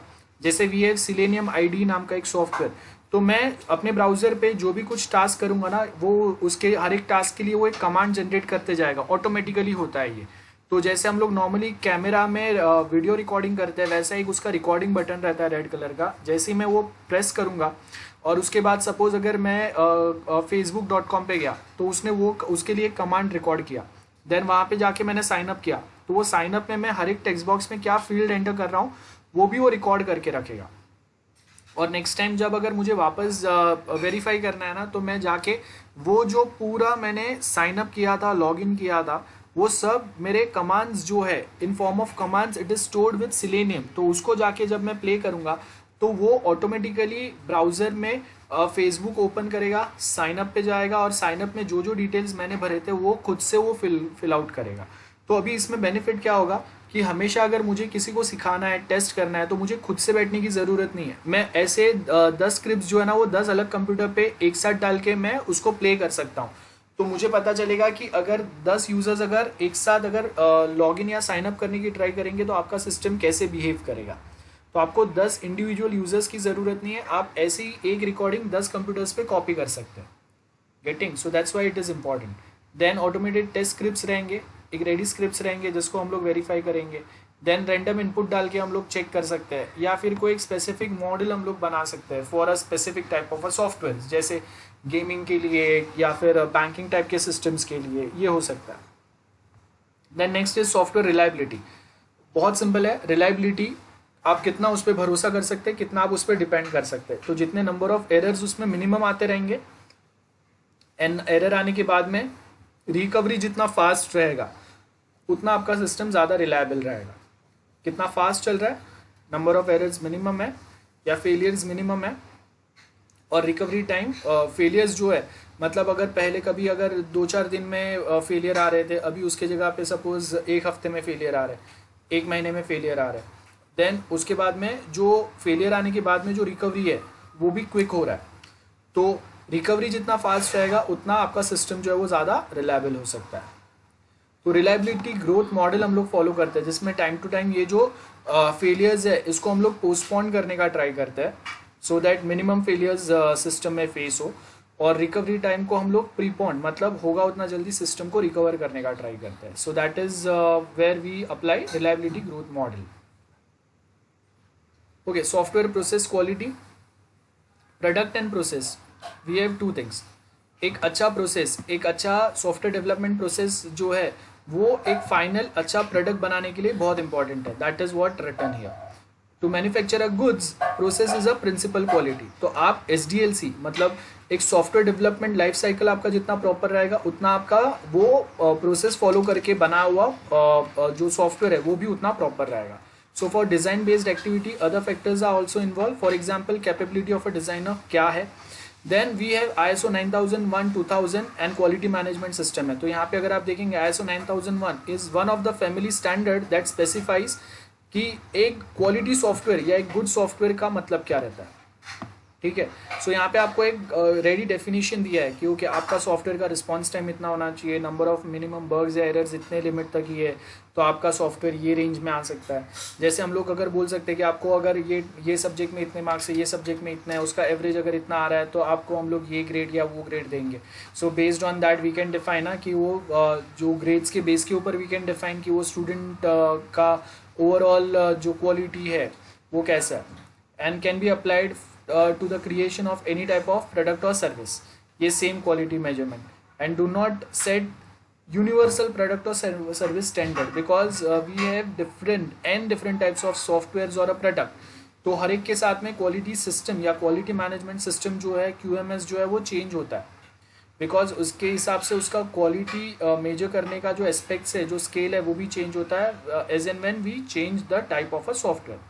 सो ISO 9001 2000 प्रिंसिपल क्या बता रहे हैं, अंडरस्टैंडिंग द रिक्वायरमेंट बहुत इंपॉर्टेंट है। देन उसके आगे provide a unity for the purpose and direction, मतलब कोई एक मैनेजर है प्रोजेक्ट मैनेजर है वो क्लियरली डिफाइन करेगा कि okay this are the main requirements of a customer और अ क्लाइंट, तो आपको ये वे में अप्रोच करना है फॉर द डेवलपमेंट पर्पस। और वो क्या वे रहेगा वो बेसिकली आपका प्रोसेस में डिफाइन रहेगा, जो आपने बहुत सारे प्रोजेक्ट बनाने के टाइम पे एक्सपीरियंस से अपना एक जो SDLC बनाया रहेगा। सो आप स्टाफ को हर एक लेवल पे इन्वॉल्व करेंगे, अलग अलग जो जिनका रिक्वायरमेंट रहेगा उनके हिसाब से। Focus on individual, intermediate and deliverable product. तो इंडिविजुअल क्या क्या चीज़ बना रहे, वो उन्होंने अपना काम कितना प्रॉपर किया, देन एक दो टीम ने अपना जो काम खत्म किया वो फाइनल आउटपुट कैसा है, और जो अब हम लोग उसको क्लाइंट के साइड पे डिलीवर करने वाले हैं वो फाइनल डिलीवर या डिप्लॉय होने वाला सॉफ्टवेयर का लेवल क्या है। And focus on inter relation of process that delivers product and service. Continuous process improvement चलते रहेगा। Decision making based on factual evidence, of course ये तो पता ही है। फैक्चुअल एविडेंस जैसे अगर मैं बोल रहा हूँ कि रिस्पॉन्स टाइम अगर आपका लेस देन 2 सेकेंड्स है तो हम लोगों ने आपको ये क्वालिटी स्कोर दिया है, that's a factual evidence. Then यहाँ पे ये म्यूचुअल बेनिफिशियल्स तो चलते रहेंगे विद सप्लायर की, ओके आप थोड़ा यहाँ पे हम लोगों को हेल्प कर दो सो दैट हम लोगों का सिस्टम इतना यहाँ पे बेटर हो जाए, ये वाला part is not that important तो हम लोग यहाँ पे कुछ चेंजेस पे फोकस कर सकते हैं, एक्सेट्रा एक्सेट्रा। सो ISO 9001:2000 साइकिल जो है एज यू कैन सी, सबसे पहले रिक्वायरमेंट आएगा, एक्सेप्टेंस क्राइटेरिया, क्वालिटी लेवल है, डिज़ाइन प्रोडक्ट आएगा। तो जो हम लोग बेसिकली एक नॉर्मल सॉफ्टवेयर डेवलपमेंट की बात करते हैं वो सेम यहाँ पे भी आता है। देखो यहाँ नंबर्स दिए हुए हैं आपको, फर्स्ट सेकेंड थर्ड। तो फर्स्ट में हम लोग establish requirements, acceptance criteria, quality level आएंगे, देन डिज़ाइन आएगा। डिज़ाइन के बेस के ऊपर हम लोगों ने एक प्रोसेस डिफाइन किया है, उसके साथ में हम लोग क्वालिटी कंट्रोल बताएंगे। मतलब आप जो भी कुछ सॉफ्टवेयर बना रहे मिनिमम ये लेवल का क्वालिटी तो वहाँ पे अचीव होना चाहिए। तो quality control is very important. Then quality control पे आपने फोकस किया, देन हम लोग सेम डेवलपमेंट करते जाएंगे, देन उसके आगे टेस्टिंग होगा। उसके बाद में इफ़ अगेन रिक्वायर्ड कहीं पे अगर कुछ बग्स मिला है या if there are some changes which are required to make in the existing software, तो हम लोग क्या करेंगे, प्रोसेस इंप्रूवमेंट के ऊपर फोकस करेंगे। So this are the main steps जो यहाँ पे दिया हुआ है। एंड ये आपका एक समझ लो कि आपके पास एक मेन एक स्लाइड दिया हुआ है मैंने, इसमें जो वर्ड्स है आपका पूरा ये जो टॉपिक हम लोगों ने पढ़ा है उसमें ये वाला जो स्लाइड है ना, इसमें जो पॉइंट्स है ये आप बहुत सारे क्वेश्चंस में रेडीली यूज़ कर सकते हैं। तो आपको अगर अभी रिटन एग्ज़ाम तो देना नहीं है, लेकिन अगर रिटन एग्ज़ाम देना हो या आपको कहीं पे अगर इंटरव्यू में अगर आप जाते हो तो वो टाइम पे आपके पास कुछ एक अच्छा वर्ड डिक्शनरी होना चाहिए, क्योंकि आपने ये सब्जेक्ट पढ़ा है उसमें आप सॉफ्टवेयर के रिलेटेड क्या चीज़ों पे फोकस करेंगे। तो वो यहाँ पे ये वर्ड्स आपको दिए हुए हैं जिससे आप एक इंटरव्यू के लिए, जैसे अगर टेस्टिंग का या ऐसा कोई इंटरव्यू है उसके लिए बहुत अच्छे से प्रिपेयर हो सकता है। द नीड टू इम्प्रूव क्या बोला है, can everything be improved at once, ये पॉसिबल नहीं है। अब पूरा सिस्टम को एक ही साथ में इम्प्रूव करेंगे ये पॉसिबल नहीं है। सो यहाँ पे आपको क्या बोला है, need to improve, everything is improved at one, ये पॉसिबल नहीं है बिकॉज हम लोग थोड़े थोड़े चीज़ों के ऊपर 1 by 1 फोकस करेंगे, सब कुछ एक साथ हम लोग इम्प्रूव करेंगे ये पॉसिबल नहीं है। Now poor companies are poor at changing, because अगर एक छोटा सा कंपनी है तो वो क्या करे, देखेगा कि हाँ भाई क्लाइंट से मुझे प्रोजेक्ट मिल रहा है, वो प्रोजेक्ट में कितना फटाफट उसको बना के दूँ सो दैट दूसरे कंपनी का जो प्रोजेक्ट है उसके ऊपर मैं काम चालू करूँ। तो दे mainly focus on their profit and loss, उनको अपना स्टैंडर्ड चेंज करो, अपने क्लाइंट को ज़्यादा ट्रेन करो। अभी अगर 10 लोगों का टीम है उसमें आप क्या चेंज करेंगे, चेंजेस कभी अप्लाई होगा जब आपका एक बहुत बड़ा टीम है जहाँ पे we have hundreds of employees and there are tens of different teams who are working on different parts और डिफरेंट प्रोजेक्ट्स। तो वो टाइम पे हम लोगों को ये सब करने की ज़रूरत है। तो आप नॉर्मली जब एक छोटा सा ही टीम काम कर रहा है जिसमें डेवलपर टेस्टर सब एक दूसरे के पहचान वाले ही है, अगर डेवलपर का काम हो गया तो वो टेस्टर का हेल्प करता है, टेस्टर का काम हो गया तो वो कभी डेवलपर का हेल्प करता है। सो जब ऐसे सिनेरियोज रहते हैं वहाँ पे हम लोग उनके पास से चेंजेस एक्सपेक्ट नहीं करते। लेकिन हाँ, जैसे जैसे आप मार्केट में एक अपना बड़ा पोजीशन बनाते हैं, आपका कंपनी, आप बड़े प्रोजेक्ट्स पे काम करते हैं, तो धीरे धीरे हम लोग भी इम्प्रूव करने का ट्राई करते हैं। लेकिन अभी अगर आप 4 कॉलेज फ्रेंड्स ने मिलकर एक स्टार्टअप खड़ा किया है तो उसमें इम्प्रूवमेंट्स की ज़रूरत ही नहीं है। दैट्स अ पुअर कंपनी जो अभी सिर्फ चालू हुआ है, जिनको अगर 20-50 प्रोजेक्ट मिलेंगे बाद में वो और थोड़ा बड़ा टीम लाएंगे, एक ऑफिस बनाएंगे, देन वहाँ पे भी वो नए प्रोजेक्ट्स के साथ ट्राई करेंगे कि सबका सैलरी कैसे निकले और हम लोग एक मार्केट में ब्रांड कैसे बनाए। तो एक बार उनको 2-4 साल कंपनी को हो गया, वी हैव 30-40 पीपल्स टीम, उसके बाद फिर वो वहाँ पे स्टैंडर्ड लाने का ट्राई करेंगे। लेकिन चालू होते ही अगर हम लोग बोलते हैं कि वो स्टैंडर्ड वे बनाएंगे, खुद का प्रोसेस ये वो, that is not at all possible, right. So वही सब चीज़ अगर आप देखेंगे, we have provided here in a capability maturity model. So अब यहाँ पे आपको थोड़ा डिफिकल्ट होगा, मैं आपको एक छोटा सा वीडियो बता देता हूँ, उससे आपको बेटर समझ में आ जाएगा। Okay sure okay sir. Sir. Hey friends, welcome to exam Aasani. मेरा नाम है सौरभ। सॉफ्टवेयर इंजीनियरिंग के इस वीडियो में आज हम बात करने जा रहे हैं कैपेबिलिटी मैच्योरिटी मॉडल सीएमएम के बारे में। तो चलिए बात कर लेते हैं कि क्या होता है सीएमएम मॉडल और क्या चीज़ है, इसको परफेक्टली हम समझेंगे। तो चलिए देख लेते हैं। CMM यानी कि capability maturity model was developed and is promoted by software engineering institute SEI, a research development centre. तो ACI यानी कि सॉफ्टवेयर इंजीनियरिंग इंस्टीट्यूट ने, जो कि एक रिसर्च एंड डेवलपमेंट सेंटर है, तो उन्होंने प्रमोट किया था, बनाया था CMM मॉडल को। तो इस मॉडल के जरिए क्या होता है, first of all it's not a software process model. SDLC का मॉडल होता है ना, अब मैंने आपको पढ़ा है SDLC software development life cycle model, तो ये कोई मॉडल नहीं है। तो actually capability maturity model CMM is used as a benchmark to measure the maturity of organization software process. तो ऑर्गेनाइजेशन, जो सॉफ्टवेयर ऑर्गेनाइजेशंस होता है, वो जो सॉफ्टवेयर बनाते हैं, तो बनाने के जो प्रोसेस होता है, तो उन प्रोसेसेस को मेज़र करके हम उनको सर्टिफाइड करते हैं। क्या करते हैं, CEI जो सॉफ्टवेयर इंजीनियरिंग इंस्टीट्यूट है, उनको सर्टिफिकेट देते हैं कि ये किस लेवल का कंपनी है। Capability maturity model is used as a benchmark to measure maturity of a organization. तो ऑर्गेनाइजेशन का मैच्योरिटी कितना है, तो इसका सर्टिफिकेट दिया जाता है। मैं एकदम सिंपल भाषा में बोलूँ तो एज ए ग्रेड दिया जाता है, ग्रेड कार्ड सिस्टम होता है, जैसे ग्रेड दिया जाता है। कोई छोटा कंपनी है तो उसको E ग्रेड दिया जाएगा, कोई उससे बेहतर कंपनी है तो उसको D ग्रेड दिया जाएगा, कोई टॉप लेवल का कंपनी है जो बहुत ही बढ़िया और क्वालिटी सॉफ्टवेयर देता है, तो उनको टॉप लेवल का सर्टिफिकेशन दिया जाएगा। तो ये कुछ नहीं, ये सर्टिफिकेशन है। आपका वर्क प्रोसेस, आपका प्रोसेसेस को देख करके, आपका वर्क कल्चर देख करके ये सर्टिफिकेट दिया जाता है। इसके लिए ये मॉडल बनाया गया है, तो उसको बोलते हैं हम CMM मॉडल।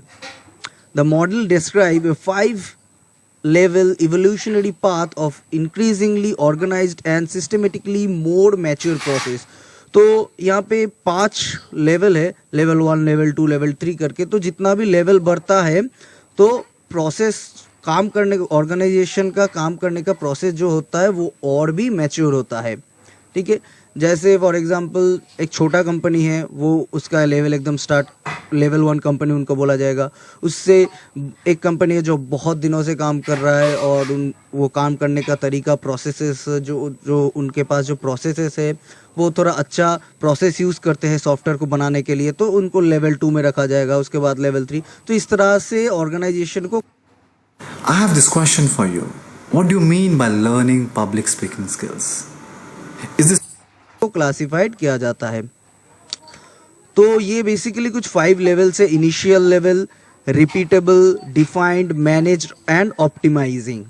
तो ये level 1, level 2, level 3, level 4 and level 5। ठीक है, देखिए यहाँ पे जितने भी लेवल से, कोई जो एक कंपनी है, वो किसी ना किसी लेवल में बिलोंग करता है। हो सकता है वो कंपनी मैनेज्ड लेवल में हो, या फिर हो सकता है वो डिफाइंड लेवल में हो, या फिर हो सकता है वो रिपीटेबल लेवल में हो। कोई कंपनी ऑप्टिमाइजिंग मतलब हाईएस्ट लेवल में हो सकता है, कोई कंपनी एकदम इनिशियल लेवल में हो सकता है। तो क्या डेफिनेशन है कि आपका अगर एक कंपनी है, तो आपकी कंपनी किस लेवल में है, तो कैसे डिफाइन होगा आपका वर्क कल्चर, आप कैसे सॉफ्टवेयर को डेवलप करते हो, इसके ऊपर डिफाइन होगा। इसके ऊपर आपका लेवल दिया जाएगा, एक सर्टिफिकेट दिया जाएगा, जैसे ग्रेड दिया जाता है, grade A, B, C, D, इस तरह से। तो एक एक करके हम इन लेवल्स को समझेंगे और ये जानेंगे कि कौन सी कंपनी किस लेवल में हो सकता है, उनका वर्क कल्चर कैसा होना चाहिए। तो पहले बात करते हैं लेवल 1 यानी कि इनिशियल लेवल की। तो यहाँ पे जो मेन की फीचर है वो है वर्क इज परफॉर्म्ड इनफॉर्मली। देखिए इनिशियल लेवल में जो कंपनी होता है, इनिशियल लेवल में जो कंपनी होता है इंडिया में अगर मैं बात करूँ तो 60 to 70% कंपनी इनिशियल लेवल में ही होता है। छोटे या मीडियम टाइप का जो कंपनी होता है, वर्क इज परफॉर्म्ड इनफॉर्मली, मतलब कोई फॉर्मल तरीके से वर्क नहीं होता, बस प्रोजेक्ट आया और प्रोजेक्ट को सॉफ्टवेयर को डेवलप कर दिया। मैं अगर बात करूं, अगर कल को आप एक कंपनी खोलना चाहते हो 2-3 दोस्तों को साथ में लेकर, तो आप क्या करोगे? आप क्या SRS बनाओगे, डॉक्यूमेंटेशन बनाओगे, बहुत प्लान करोगे? नहीं, आप बस ढूंढोगे, कस्टमर ढूंढोगे, भाई मैं आपका सॉफ्टवेयर बना देता हूँ, आप मेरे पास आइए, मेरे पास ये एम्प्लॉय है, मेरे कुछ दोस्त है। तो आप क्या करोगे? कोई प्लान वगैरह उस तरह से नहीं करोगे, बस आप सॉफ्टवेयर बना दोगे। तो इनफॉर्मल है यहाँ पे, और प्रोसेसेस होता भी है तो बहुत छोटा मोटा होता है। तो a software development organization at this level is characterized by ad hoc activities. तो एडहोक अगर एक ऑर्गेनाइजेशन के एडहोक एक्टिविटीज है तो हम बोल सकते हैं कि वो लेवल 1 में है। तो लेवल 1 एडहोक एक्टिविटीज मतलब organization is not planned in advance. Software को बनाने से पहले कुछ एडवांस लेवल में कुछ प्लानिंग नहीं करते वो। तो ये है लेवल 1 इनिशियल लेवल का कंपनी, एकदम स्टार्टिंग लेवल का। नेक्स्ट है लेवल 2 रिपीटेबल। तो लेवल 2 का जो खास बात है वो है work is planned and tracked. तो इस लेवल में जितने भी कंपनीज है वो क्या करेंगे? This level of software development organization has a basic and consistent project management process to track cost, schedule and functionality. तो यहाँ पे क्या है, इस टाइप की कंपनी थोड़ा बहुत प्लान करते हैं, प्लानिंग के साथ चलते हैं और कॉस्ट को ट्रैक कर सकते हैं। फॉर एग्जांपल एक सॉफ्टवेयर का कॉस्ट कितना होगा वो ट्रैक करके बता सकते हैं। हर एक प्रोसेस को वो समझ सकते हैं, पहले से ही प्लान किया होता है। शेड्यूल कर सकते हैं, मतलब एक प्रोजेक्ट बनाने में कितना टाइम लगेगा वो पूरा शेड्यूल करते हैं। एंड फंक्शनैलिटी भी मैनेज करते हैं। तो यहाँ पे मैनेजमेंट का फैक्ट आ जाता है। तो इस लेवल 2 में यहाँ पे मैनेजमेंट का चीज आ जाता है। The process is place to repeat the earlier success on projects with similar application. तो यहाँ पे इसको रिपीटेबल क्यों बोला जा रहा है? इस टाइप की company for example initial level से अभी आप मान लीजिए इनिशियल लेवल से अभी लेवल 2 में आया है। तो ये लेवल 2 में क्यों आया है? क्योंकि कंपनी ने पहले बहुत सारा प्रोजेक्ट कर लिया है और जो पिछला जो उनका एक्सपीरियंस है उन एक्सपीरियंस को ही रिपीट करके क्या करेंगे? प्रोजेक्ट्स को मैनेज करेंगे। तो ये रिपीटेबिलिटी फंक्शनलिटी यहाँ पे आ रहा है, तो इसलिए हम बोल रहे हैं लेवल 2 को नाम दिया गया है रिपीटेबल। ठीक है, तो वर्क इस लेवल में क्या होगा? Work is planned and tracked. जो इनिशियल लेवल में कुछ भी प्लानिंग नहीं होता था, इस लेवल में प्लानिंग होगा, ट्रैकिंग भी होगा। Writing's not that easy, but Grammarly can help. This sentence is grammatically correct. Next है defined. Work is level 3 defined. Work is well defined. यहाँ पे क्या किया जाता है? वेल डिफाइंड यानी कि at this level the software process for both management and engineering activities are defined and documented. तो यहाँ पे जितना भी इस लेवल का जो कंपनीज वगैरह होगा ना, तो वो क्या करेगा? अपने काम को सिर्फ प्लानिंग ही नहीं करेगा, उनको ऑन पेपर लिखेगा, डॉक्यूमेंटेशन भी उसका करेगा। हर एक प्रोसेस का, हर एक फेजेस का वो डॉक्यूमेंटेशन भी करता है। इस टाइप का जो कंपनी है लेवल 3 में जो कंपनीज आता है वो डॉक्यूमेंटेशन करता है, डिफाइन एंड डॉक्यूमेंटेड। यहाँ पर और एक बात मैं बता देना चाहता हूँ कि हर एक लेवल जो होगा वो अपने प्रीवियस लेवल को इनहेरिट करेगा। जैसे कि अगर एक लेवल 3 का कंपनी है तो इसका मतलब ये है कि उस कंपनी में लेवल 1 एंड लेवल 2 दोनों का कैरेक्टरिस्टिक्स मौजूद है। मतलब लेवल 1 में जो खास बात है और लेवल 2 में जो खास बात है वो लेवल 3 में होगा। उसी तरह से लेवल 4 का जो कंपनी है उसमें लेवल 1, लेवल 2 और लेवल 3 का जो भी कैरेक्टरिस्टिक्स है वो सभी होगा।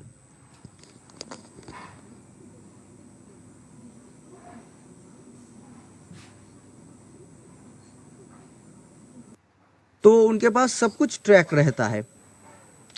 नेक्स्ट है level 4 managed. Work is quantitatively controlled. अब इसका मतलब क्या है? Quantitatively control. तो यहाँ पे इस फेज में क्या होता है? सॉफ्टवेयर क्वालिटी मैनेजमेंट भी होता है और क्वांटिटिव प्रोसेस मैनेजमेंट भी होता है। मतलब सॉफ्टवेयर को बनाने में कितना टाइम जाएगा, हर एक प्रोसेस का, सिर्फ सॉफ्टवेयर को बनाने में नहीं, हर एक प्रोसेस का कितना टाइम लगेगा वो पहले से मेजर किया जाता है। तो इसलिए बोला जा रहा है वर्क इज क्वांटिटिवली कंट्रोल, टाइम का क्वांटिटी निकाला जाएगा हर एक प्रोसेस के लिए। फॉर एग्जांपल आप टेस्टिंग फेज में हो तो टेस्टिंग फेज में कितना टाइम लग सकता है, तो ये मेजर किया जाता है। तो software quality management can efficiently control the software development effort using precise measurement. तो कुछ अच्छे टेक्निक्स के द्वारा, कुछ अच्छे तरीके द्वारा मैनेजमेंट एफिशिएंटली कंट्रोल करता है सॉफ्टवेयर डेवलपमेंट प्रोसेसेस को। At this level, organization set a quantitative quality goal for both software process and software maintenance. तो सॉफ्टवेयर प्रोसेसेस के, यानी कि सॉफ्टवेयर बनने के लिए जो प्रोसेसेस से गुजरना पड़ता है उन प्रोसेसेस के लिए, एंड सॉफ्टवेयर मेंटेनेंस के लिए इस फेज में क्या किया जाता है, एक क्वांटिटिव क्वालिटी गोल सेट किया जाता है। क्वांटिटिव क्वालिटी गोल मतलब क्या? क्वांटिटिव यानी कि टाइम मेजरमेंट, क्वालिटी यानी सॉफ्टवेयर का क्वालिटी। जैसे हम टेस्ट करके बेस्ट सॉफ्टवेयर प्रोड्यूस करते हैं, तो इस फेज में हमें क्वालिटी भी मिल रहा है और टाइम भी मिल रहा है। कितना टाइम में हर एक प्रोसेस के जो फेजेस है उस फेजेस में हमको कितना टाइम लगेगा ये भी हम मेजर कर सकते हैं, और क्वालिटी भी यहाँ पे मेजर हो रहा है। तो सॉफ्टवेयर क्वालिटी मैनेज भी यहाँ पे हो रहा है। नेक्स्ट है क्वालिटी प्रोसेस मैनेजमेंट। यही चीज़, at this maturity level the performance of processes is controlled using statistical or quantitative techniques and is quantitatively predictable। तो इसको क्या किया जाता है, पहले से प्रेडिक्ट किया जाता है कुछ अमेजिंग टेक्निक्स द्वारा। क्वालिटी क्वांटिटी को पहले से मेजर किया जाता है। तो क्वालिटी और क्वांटिटी इस जो भी कंपनी होगा, अगर 4th लेवल में है तो आपको इंश्योर होना है कि वो क्वालिटी और क्वांटिटी दोनों मेजर करता है, दोनों को मैनेज करता है। लास्ट लेवल 5 ऑप्टिमाइजिंग, मतलब सबसे बेहतर कंपनी। ये कंपनी बेस्ट काम करता है, सबसे अच्छा काम करता है। Work is based upon continuous improvement. ये कंपनी क्या करता है, अपना जो प्रोसेसेस है उनको हर वक्त इम्प्रूव करता हुआ जाता है। तो प्रोसेसेस का जो परफॉर्मेंस है, जो भी प्रोसेसेस है सॉफ्टवेयर डेवलपमेंट के लिए, जैसे डिज़ाइन हो गया, मेंटेनेंस हो गया, तो जो भी प्रोसेसेस है उनको क्या किया जाता है, कंटिन्यूअसली इम्प्रूव किया जाता है। नया वर्सेटाइल चीज़ें लाके उन चीज़ों को इम्प्रूव किया जाता है। तो ये मेन खास बात होता है लेवल 5 में जो जितने भी कंपनीज पढ़ते हैं ऑप्टिमाइजिंग लेवल में। तो मेन की फीचर्स क्या क्या है, process change management, technology change management, defect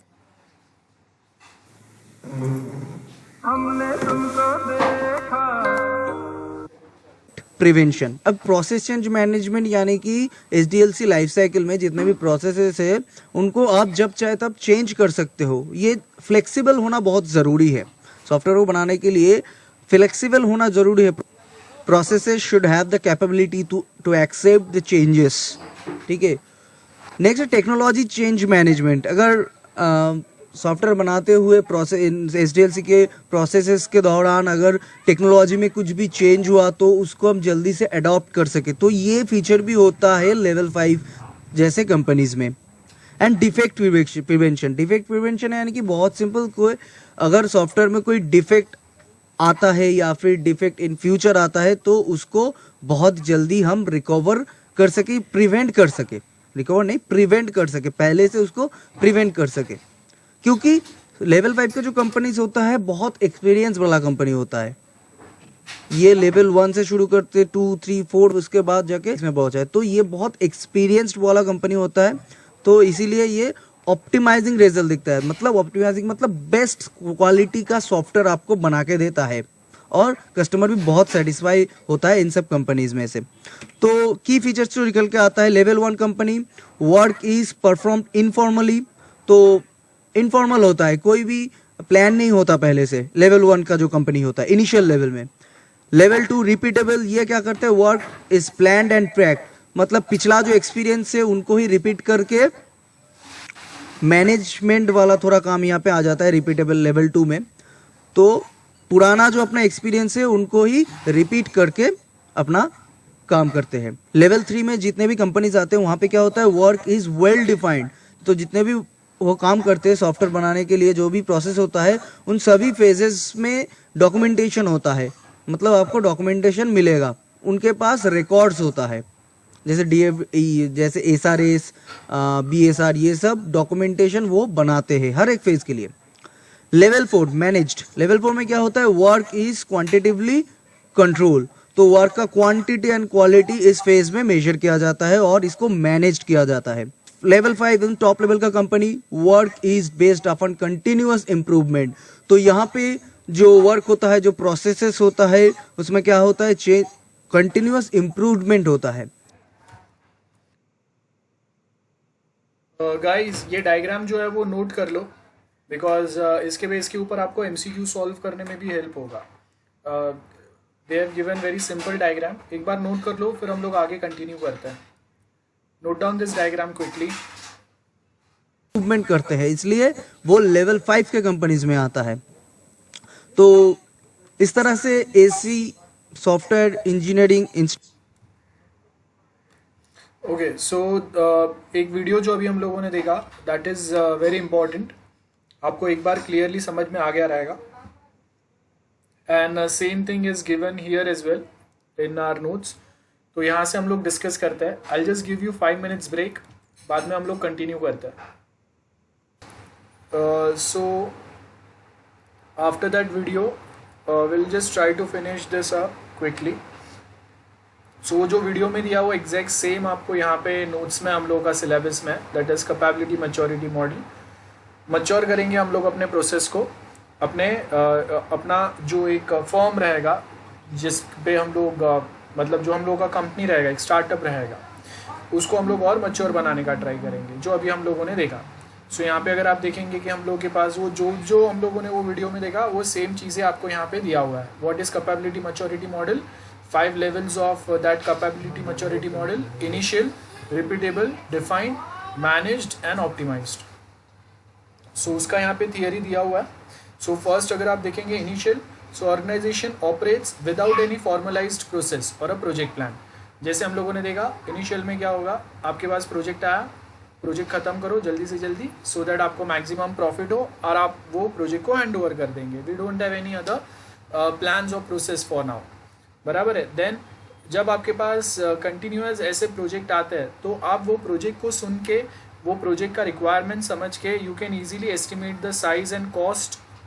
तो हम लोग उसके लिए एक अलग से टेक्निक बना लेंगे कि सपोज अगर ये टाइप का प्रोजेक्ट है, इतने मॉड्यूल्स है, तो पर मॉड्यूल मेरा इतना कॉस्टिंग जाता है। तो अगर 5 मॉड्यूल्स है तो 10,000 for 1 module divide by 5 multiply with 5, तो टोटल इतना हम लोग का कॉस्टिंग आ गया। अगर ये साइज़ का प्रोजेक्ट है तो ये हो सकता है। So we can easily define, like we have COCOMO model, function point model. So अगर आप देखेंगे कि स्टार्टिंग में हम लोग के पास कोई एक प्रोजेक्ट अगर है, तो उसमें कितने टोटल फंक्शंस रहेंगे इनिशियल फेज में जब हम लोग बना रहे प्रोजेक्ट्स। तो अभी आप जैसे कॉलेज के लिए अपना प्रोजेक्ट बनाएंगे फाइनल ईयर के लिए, so we are not very specifically aware about the total number of function point which is required for that specific project. लेकिन एक बार आपने अगर ऐसे प्रोजेक्ट्स बनाए, उसके ऊपर आपने काम करना चालू किया, you have experience of that, उसके बाद अगर आप देखेंगे तो हम लोग को ईजिली पता चलेगा कि अगर हम लोग के पास ये टाइप का प्रोजेक्ट है तो how many total functions are required for it, जिसमें से कौन से बहुत डिफ़िकल्ट कॉम्प्लेक्स फंक्शंस रहेंगे, कौन से उससे थोड़े कम डिफ़िकल्ट रहेंगे। इफ़ यू रिमेंबर कि हम लोगों ने यही सब्जेक्ट में फंक्शन पॉइंट्स अलग से एक टॉपिक पढ़ा है, जिसमें हम लोग फंक्शंस को 5 अलग अलग कैटेगरीज में डिवाइड करते हैं। तो टोटल प्रोजेक्ट्स में हम लोग के पास कितने फंक्शंस रहेंगे, उसको हम लोग 5 कैटेगरीज में डिवाइड करते हैं।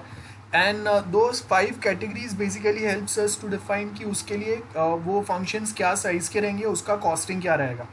सो सपोज अगर मैं बोल रहा हूँ कि कॉम्प्लेक्स फंक्शंस के लिए सपोज हम लोगों का वो फंक्शंस जो है उसका साइज़ काफ़ी बड़ा है, वो स्पेसिफिक फंक्शंस बनाने के लिए, और मतलब काफ़ी बल्कि है और कॉम्प्लेक्स भी है। So we required suppose 1 week's time to design या डेवलप दोज फंक्शंस, और उसका कॉस्टिंग जो आ रहा है सपोज वो मेरा 20 या 30,000 या 50,000 का कॉस्टिंग आ रहा है। And similar type of functions हम लोग के सिस्टम में सपोज 20 है, तो एक फंक्शन का अगर मेरे 50,000 का कॉस्टिंग आ रहा है, तो वैसे ही सिमिलर अगर और 20 फंक्शन बना रहे हैं तो टोटल कितने आपका कॉस्टिंग आएगा, that we can define. Then COCOMO model हम लोग को पता ही है कि नंबर ऑफ लाइन्स, कितना लाइन ऑफ कोड हम लोग को करना पड़ेगा, based on that we try to measure the size of our project, उसको हम लोग कोकोमो मॉडल बोलते हैं। उसके आगे अगर आप रिपीटेबल पे काम कर रहे हैं तो we can easily track the cost कि आपका टोटल कॉस्टिंग कितना जा रहा है, हम लोग एक प्रॉपर टाइम टेबल फॉलो कर सकते हैं, ये सब आएगा। लेकिन यहाँ पे भी अगर आप देखेंगे कि डेवलपमेंट प्रोसेस जो है वो एडॉक है, एज एंड व्हेन रिक्वायर्ड हम लोग वहाँ पे चेंजेस करेंगे, कोई फॉर्मल स्टैंडर्ड हम लोगों ने यहाँ पे डिफाइन नहीं किया हुआ है, बराबर है। लेवल 3 जहाँ पे आगे हम लोग क्या करेंगे, all management and development activities को हम लोग प्रॉपरली डिफाइन कर देंगे, डॉक्यूमेंट कर देंगे कि okay this are the standard way, जिससे हम लोगों का क्लाइंट में जो रेपुटेशन, मार्केट में जो नाम है वो बना रहे, और हर किसी को एक प्रॉपर रोल हम लोगों ने डिफाइन किया रहेगा, दिया रहेगा। तो उसका जो रोल है, उसका जो टास्क है, दैट इज़ द पर्सन और a team who is responsible for that XYZ task. So ये हिसाब से हम लोगों ने रोल्स एंड रिस्पॉन्सिबिलिटी डिफाइन किए रहेंगे। सो ये आपका अगर देखेंगे तो क्या बोला है, process and product qualities are not measured till now, क्योंकि हम लोग वो प्रोसेस को स्टैंडर्डाइज करने की ट्राई कर रहे हैं। लेकिन जब अगर हम लोग मैनेज लेवल पे जाएंगे तो यहाँ पे अगर आप देखेंगे quantitative quality goals for a product are set, बराबर है, जहाँ पे हम लोग प्रोडक्ट क्वालिटी भी मेजर करने का ट्राई करेंगे, क्योंकि अभी आप एक बहुत बड़े स्टैंडर्ड पे आ गए हो, आपका कंपनी बहुत बड़े स्टैंडर्ड पे आ गया, जहाँ पे हम लोग अब खुद को और अब हम the software which we are developing उसको एक क्वालिटी स्टैंडर्ड, उसको एक क्वालिटी लेवल असाइन करने का ट्राई करेंगे, और इसको हम लोग इम्प्रूवमेंट प्रोसेस पे कंटिन्यूस डालते रहेंगे by evaluating the existing project performance. Then last stage जैसे हम लोग को पता है, सो ये होने के बाद में जैसे हम लोगों ने वीडियो में देखा, नेक्स्ट हम लोगों का पार्ट आता है दैट इज की प्रोसेस एरियाज। तो यहाँ पे क्या दिया है, the key process area of a level indicates the area that an organization at a lower maturity level needs to focus to reach this level। मतलब आपको मेनली फोकस कहाँ पे करने की ज़रूरत है, कौन से मेन एस्पेक्ट्स है जिस पे आप फोकस करके अपना प्रोजेक्ट, अपना कंपनी, अपना लेवल जो है उसको आप ज़्यादा बेटर, ज़्यादा ट्यून इन कर सकते हो, ज़्यादा स्टैंडर्ड कर सकते हो। तो यहाँ पे अगर आप देखेंगे की KPA that is key process area provides a way for an organization to gradually improve its quality over several stages. कौन से स्टेजेस है, तो यहाँ पे अगर आप देखेंगे सबसे पहले देखो रिपीटेबल मॉडल है, ठीक है। सो जो ऊपर जो हम लोगों ने लेवल पढ़ा ना, ये डायरेक्टली स्टार्ट कहाँ से हो रहा है, देखो लेवल 2 से स्टार्ट हो रहा है। लेवल 2 क्या है हम लोगों का, कैपेबिलिटी मैच्योरिटी मॉडल में रिपीटेबल्स। तो यहाँ पे देखो रिपीटेबल्स में हम लोग क्या बात करेंगे, रिपीटेबल मॉडल। तो इजीली रिपीटेबल मॉडल में क्या रहेगा, एक आपने प्रोजेक्ट बनाया वैसे आप सिमिलरली और प्रोजेक्ट्स बनाएंगे।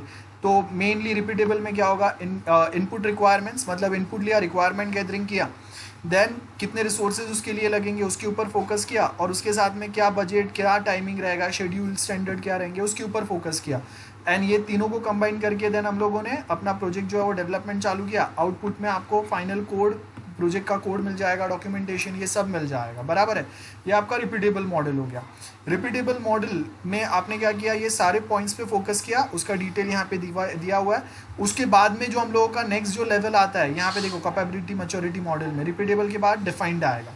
तो डिफाइन के अंदर हम लोग क्या डायग्राम बताएंगे, डिफाइन के अंदर एज यू कैन सी कि हम लोगों ने एक प्रोसेस डिफाइन किया हुआ है, मतलब आप समझ लो कि हम लोगों ने अपना खुद का एक software development life cycle define किया हुआ है, जहाँ पे ऊपर वाला जो पार्ट है ये तो रिपीटेबल वाला तो सेम रहेगा, लेकिन रिपीटेबल में यहाँ पे आपका सिस्टम डिज़ाइन आएगा, बराबर है। और सिस्टम डिज़ाइन के बाद में फिर हम लोग आगे क्या करेंगे, कोड एंड टेस्ट। तो कोडिंग एंड टेस्टिंग के लिए क्या होगा, एक तो आपका इंस्पेक्शन क्राइटेरिया चलते रहेगा, कौन से टूल्स, सॉफ्टवेयर्स, कौन से स्टाफ, कौन से डेवलपर्स यहाँ पे रिक्वायर्ड रहेंगे वो रहेगा।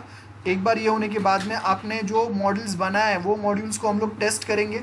वो टेस्टिंग के लिए हम लोग इंटीग्रेशन एंड सिस्टम, दो टाइप के टेस्टिंग अप्लाई करेंगे जो ऑलरेडी हम लोगों ने पढ़ा है, समझा है। इंटीग्रेशन एंड सिस्टम टेस्ट क्या रहता है, इंटीग्रेशन सिस्टम टेस्ट के बाद आपके पास जो फाइनल सॉफ्टवेयर रहेगा उसमें आप क्या करेंगे, then we are going to define the test plan as well as tools and staff. ये हम लोग डिफाइन करेंगे कि इंटीग्रेशन एंड सिस्टम टेस्टिंग जो आपका पूरा एक सिस्टम सॉफ्टवेयर बनाएगा उसके लिए टेस्ट प्लान्स क्या रहेंगे, कौन से सॉफ्टवेयर्स रिक्वायर्ड रहेंगे, कितने टेस्टर्स रिक्वायर्ड रहेंगे। और अगर आपको लॉजिकल अगर टेस्टिंग करना है, उसका जो कोड है, उसका जो एल्गोरिदम हम लोगों ने बनाया उसका टेस्टिंग करना है, तो थोड़े बहुत डेवलपर्स भी हम लोग यहाँ पे साथ में रखेंगे। तो ये डिफाइंड प्रोसेस हो गया। डिफाइंड प्रोसेस के बाद में मैच्योरिटी मॉडल में जो फोर्थ टाइप आता है, और ये सारे उसके पॉइंट्स दिए हुए हैं यहाँ पे। ओके, तो यहाँ पे अगर आप देखेंगे कि जब अगर हम लोग डिफाइंड प्रोसेस की बात करते हैं तो we talk about this 10 steps. कौन से 10 स्टेप्स आएंगे? रिक्वायरमेंट एनालिसिस, जैसे SDLC में आता है, सॉफ्टवेयर डेवलपमेंट लाइफ साइकिल में रिक्वायरमेंट एनालिसिस। उसके बाद में टेक्निकल सोल्यूशन आएगा, प्रोडक्ट इंटीग्रेशन, जहाँ पे कंटिन्यूअस हम लोग इंटीग्रेट करते जाएंगे, छोटे छोटे पार्ट जो हम लोग बनाएंगे उसको एग्जिस्टिंग सॉफ्टवेयर के साथ में। कुछ चेंजेस अगर रिक्वायर्ड है तो हम लोग एक लिमिट से ज़्यादा चेंजेस नहीं करेंगे, लेकिन कहाँ तक चेंजेस हम लोग कर सकते हैं और वो बजट में है कि नहीं, वो चेंज मैनेजमेंट भी चलते रहेगा। वेरिफिकेशन वैलिडेशन चलते रहेगा। वेरिफिकेशन में असेस्ट करो कि जो आपने प्रोडक्ट बनाया है वो एक करेक्ट प्रोडक्ट बना हुआ है, बराबर है। और वैलिडेशन में हम लोग मतलब जो रिक्वायरमेंट मिले थे उसके हिसाब से करेक्ट प्रोडक्ट बना है, ये देखेंगे। एंड वैलिडेशन में हम लोग ये इंश्योर करेंगे कि जो प्रोडक्ट है वो जो रिजल्ट जनरेट कर रहा है और वो जो वे में बिहेव कर रहा है that is a correct way, जिससे आप क्लाइंट का बिजनेस को सपोर्ट कर सके। देन रिस्क मैनेजमेंट चलेगा। रिस्क मैनेजमेंट में हम लोग देखेंगे ओवरऑल हम लोगों का इन्वेस्टमेंट कितना हुआ है, और वो इन्वेस्टमेंट को कंसिडर करते हुए आप अगर जब फाइनल प्रोजेक्ट पे जा रहे रिस्क मैनेजमेंट के अंदर, तो वो टाइम पे आपका ओवरऑल वहाँ पे जो इन्वेस्टमेंट है वो कितना हो रहा है, और अगर कहीं पे आपने जो डिफ़ाइन किए, आपने जो चीज़ें डेवलप किया हुआ है वो अगर फेल होता है तो आपका लॉस कितना हो सकता है। आपने अगर कोई एक फंक्शंस या फीचर्स डाले वो अगर फेल हो रहे तो आप इस बार आपका फेल हो गया तो वो उतना जो पार्ट है, उतना जो इन्वेस्टमेंट आपने किया था वो प्रोजेक्ट के लिए, वो तो आपका लॉस हो गया। तो उसके बाद नेक्स्ट हम लोग और कितना इन्वेस्टमेंट उसमें करेंगे, वो रिस्क मैनेजमेंट में आएगा। ऑर्गेनाइजेशनल ट्रेनिंग चलते रहेगा उसके आगे। देन प्रोसेस पे फोकस करेंगे, जहाँ पे हम लोग एक प्रॉपर फ्रेमवर्क बना देंगे जिससे एग्जैक्टली सबको पता रहेगा कि ओके ये ऑर्गेनाइजेशन में एग्जैक्टली क्या क्या चीज़ों पे फोकस करना है, क्या चीज़ हम लोग ऑलवेज फॉलो करते ही है, तो वो हम लोगों ने रेडी बना के रखा है। कुछ नए चीज़ें ही रहेंगे जो हम लोग हर एक प्रोजेक्ट में इम्प्लीमेंट करेंगे, तो उसको ही हम लोग को खाली इम्प्लीमेंट करना रहेगा, right. Then decision analysis and resolution, systematic alternate assessment देखेंगे हम लोग कि अगर कोई एक चीज़ अगर नहीं काम कर रहा है तो उसका ऑल्टरनेटिव रेडीली हम लोग के पास अवेलेबल है या हम लोग को डेवलप ही करना पड़ेगा। ये सारे पॉइंट्स पे फोकस होगा हम लोगों का। देन प्रोसेस डेफिनेशन अगर आप देखेंगे तो ट्रीटमेंट ऑफ परसिस्टेंट प्रोसेस, जिस पे हम लोग कंटिन्यूसली थोड़ा थोड़ा काम करते ही रहेंगे, तभी जाके तो वो एक नया लेवल पे इवॉल्व होगा, बराबर है। इंटीग्रेटेड प्रोजेक्ट मैनेजमेंट चलेगा, जहाँ पे हम लोग के पास अलग अलग स्टेक होल्डर्स रहेंगे।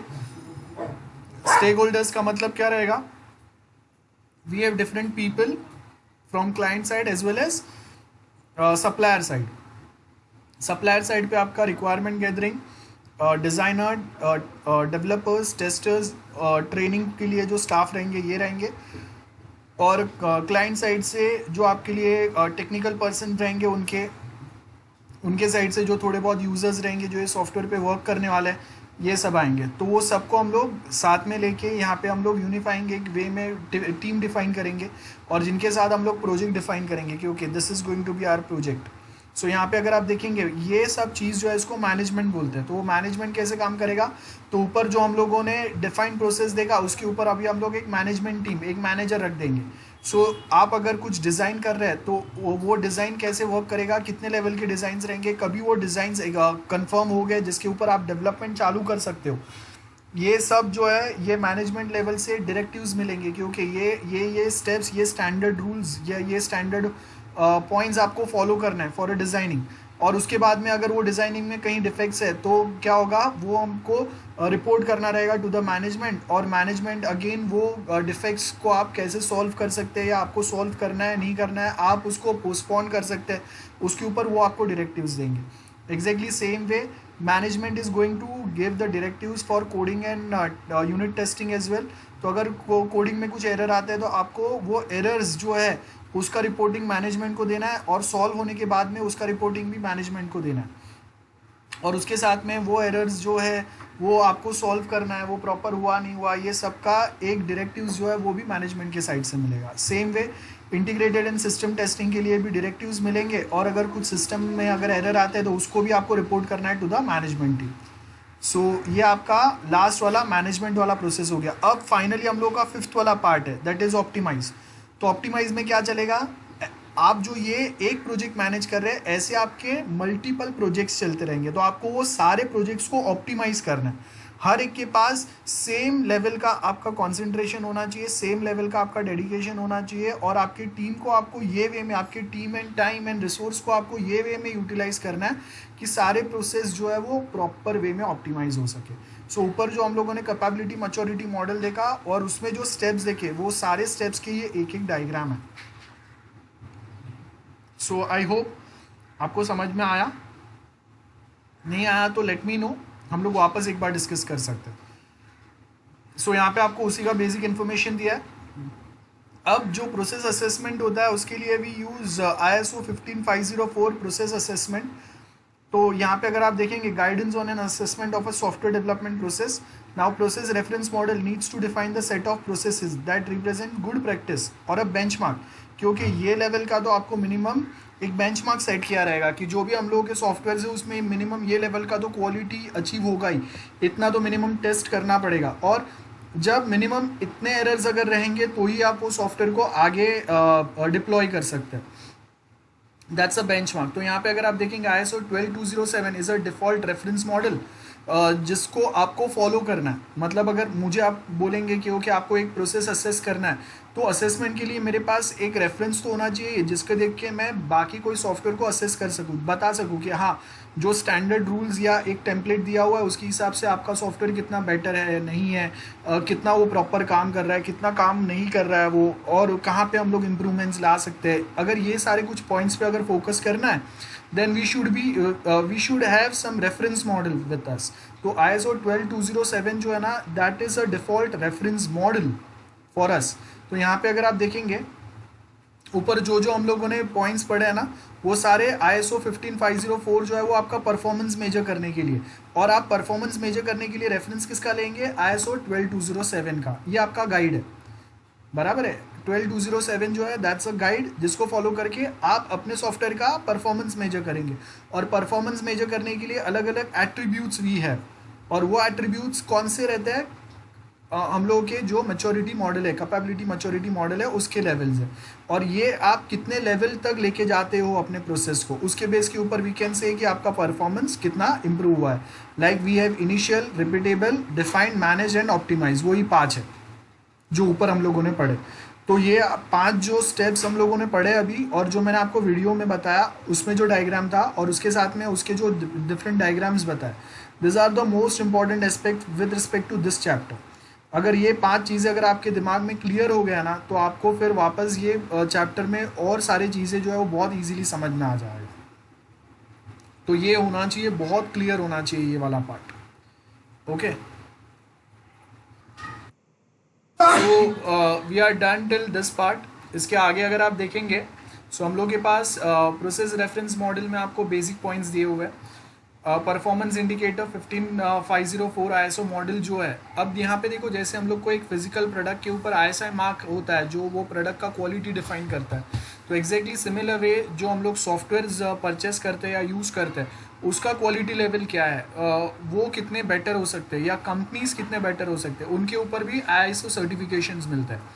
तो परफॉर्मेंस इंडिकेटर के लिए we have ISO certification number 15504।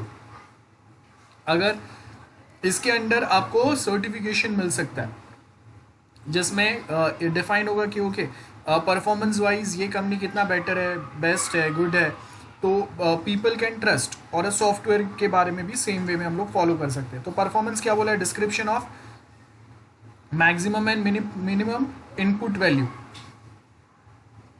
First ये होगा। परफॉर्मेंस मैनेजमेंट में हम लोग क्या करेंगे, a plan of how expected input variable range are to be obtained existing which is up to the date। सो यहाँ पे हम लोग परफॉर्मेंस मैनेजमेंट के अंदर बता सकते हैं कि ओके अगर आप ये डेट से, सपोज अगर बैंकिंग है तो बैंकिंग आपको बोल सकता है कि ओके लास्ट 1 ईयर का अगर आप अपना अकाउंट्स अगर वेरीफाई कर रहे हैं तो आप ये डेट से ये डेट तक का आप डिटेल्स वेरीफाई कर सकते हैं, अपने अकाउंट्स दे सकते हैं, अपने जो पास्ट ट्रांजेक्शन्स है वो देख सकते हैं। अगर एक साथ इतने लोग अगर ट्रांजेक्शन ट्राई कर रहे हैं तो उनको हम लोग मैक्सिमम क्या लिमिट तक का एक्सेस प्रोवाइड करेंगे। तो ये सारे पॉइंट्स जो है वो आपका परफॉर्मेंस मैनेजमेंट होगा। Then next is work product management, जहाँ पे हम लोग क्या करेंगे, there are minutes of meeting where input requirement documents was reviewed, और उसमें अगर कहीं पे अगर ज़रूरत है इनपुट रिक्वायरमेंट, अब देखो यहाँ पे आपको क्या बोला है कि which type of input we are going to process, उसके बेस के ऊपर ही तो हम लोग को पता चलेगा ना कि फाइनली आपका जो फाइनल प्रोडक्ट है वो कैसा रहेगा। तो यहाँ पे हम लोग वही बोल रहे हैं कि input requirement documents was reviewed and corrections were mandatory. Then same way process को हम लोग डिफाइन करेंगे, जहाँ पे हम लोग एग्जैक्टली बताएंगे कि ओके ये वाले इनपुट जो है दिस आर द रिक्वायरमेंट्स जो आपको कलेक्ट करना है।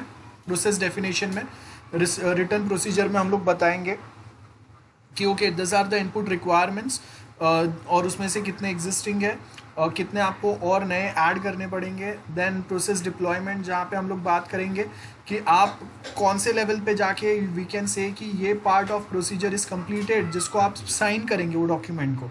तो बेसिकली अगर आपका प्रोजेक्ट अगर कंप्लीट होता है तो आप जाके प्रोफेसर को सबमिट करेंगे, तो वहाँ से सबमिशन का आपको वहाँ पे एक साइन मिलेगा।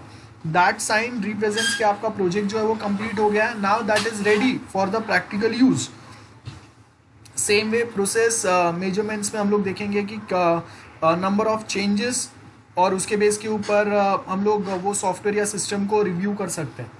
तो सपोज अगर चेंजेस अगर बहुत ज़्यादा है तो हम लोग उसके में ये रिव्यू करेंगे कि हम लोगों का मिस्टेक कहाँ पे हुआ, या फिर जो रिक्वायरमेंट गैदरिंग था वहाँ पे हम लोग इससे मिसकम्युनिकेशन हुआ है, या क्या प्रॉब्लम है जिसकी वजह से इतने प्रॉब्लम्स हुए या इतने बार चेंजेस करना पड़ा।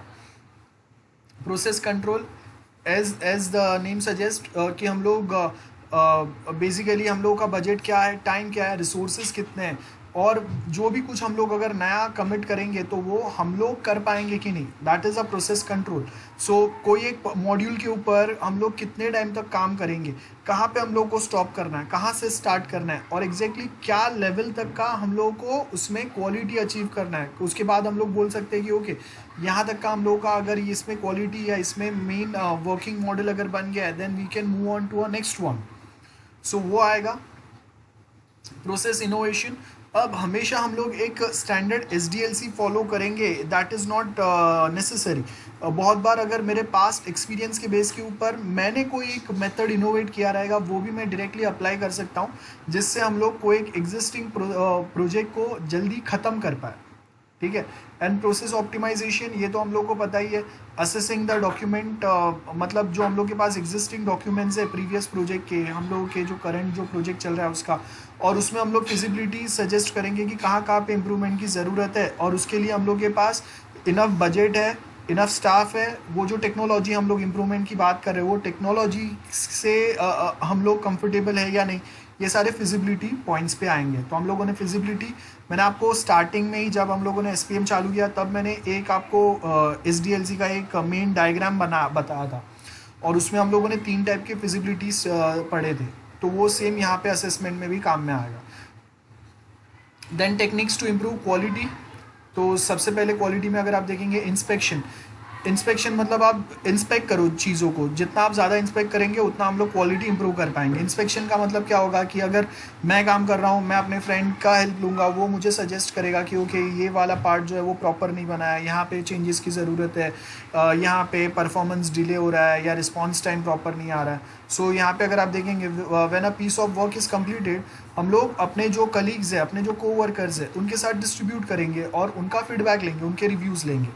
सो time is spent individually going to the work, और वहाँ पे हम लोग फाइंड आउट करेंगे कि कितने डिफेक्ट्स हम लोग को मिल रहे हैं, और वो जो डिफेक्ट्स है मॉड्यूल बाय मॉड्यूल हम लोग डिफेक्ट्स को आइडेंटिफाई एंड सेग्रीगेट करते हैं, और जितने हम लोग को हर एक मॉड्यूल में जो जो डिफेक्ट्स मिले, suppose we have total 2 modules, तो अभी वो 2 मॉड्यूल्स में हम लोगों को इंडिविजुअल हर एक मॉड्यूल पे सपोज 10 डिफेक्ट्स मिले, तो ये डिफेक्ट्स को देन हम लोग प्रायोरिटी लिस्टिंग में डालेंगे कि कौन से सबसे इंपॉर्टेंट डिफेक्ट्स है जिसको आपको सॉल्व करना ही पड़ेगा, और देन उसके ऊपर सबसे पहले हम लोग वर्कआउट करेंगे। और उसके साथ में ये मीटिंग भी होगा ऑफ कोर्स, जो जैसे मैंने बोला कि एक बार डिफेक्ट्स मिलने के बाद में हम लोग मीटिंग करेंगे जहाँ पे डिस्कस होगा, और वहाँ पे ही हम लोग डिफाइन करेंगे कि कौन से डिफेक्ट्स के ऊपर रीवर्क करने की ज़रूरत है, कौन से डिफेक्ट्स को आपको इमीडिएट बेसिस पे सॉल्व करने की ज़रूरत है। एडवांटेजेस बहुत सिंपल है, effective way of removing some superficial errors जो बाद में आपको मिलते थे। तो आपका सिस्टम जो है वो क्लाइंट साइड पे डिप्लॉय होने के बाद में क्रैश भी हो सकता था या उसका परफॉर्मेंस डाउन जाता था। ये सारे हम लोग के मिस्टेक हो सकते हैं। To motivate software developer to produce better structured and self descriptive code. अब सेल्फ डिस्क्रिप्टिव का मतलब क्या है कि आप अगर आज ये इंस्टीट्यूशन में या कंपनी में जॉब कर रहे हो, आपने जो डेवलप किया है, कल कोई आपके जाने के बाद में आपकी पोस्ट पे कोई दूसरा पर्सन आएगा, वो इसको आगे लेके जाएगा नेक्स्ट लेवल पे, जो भी इम्प्रूवमेंट्स है वो करेगा।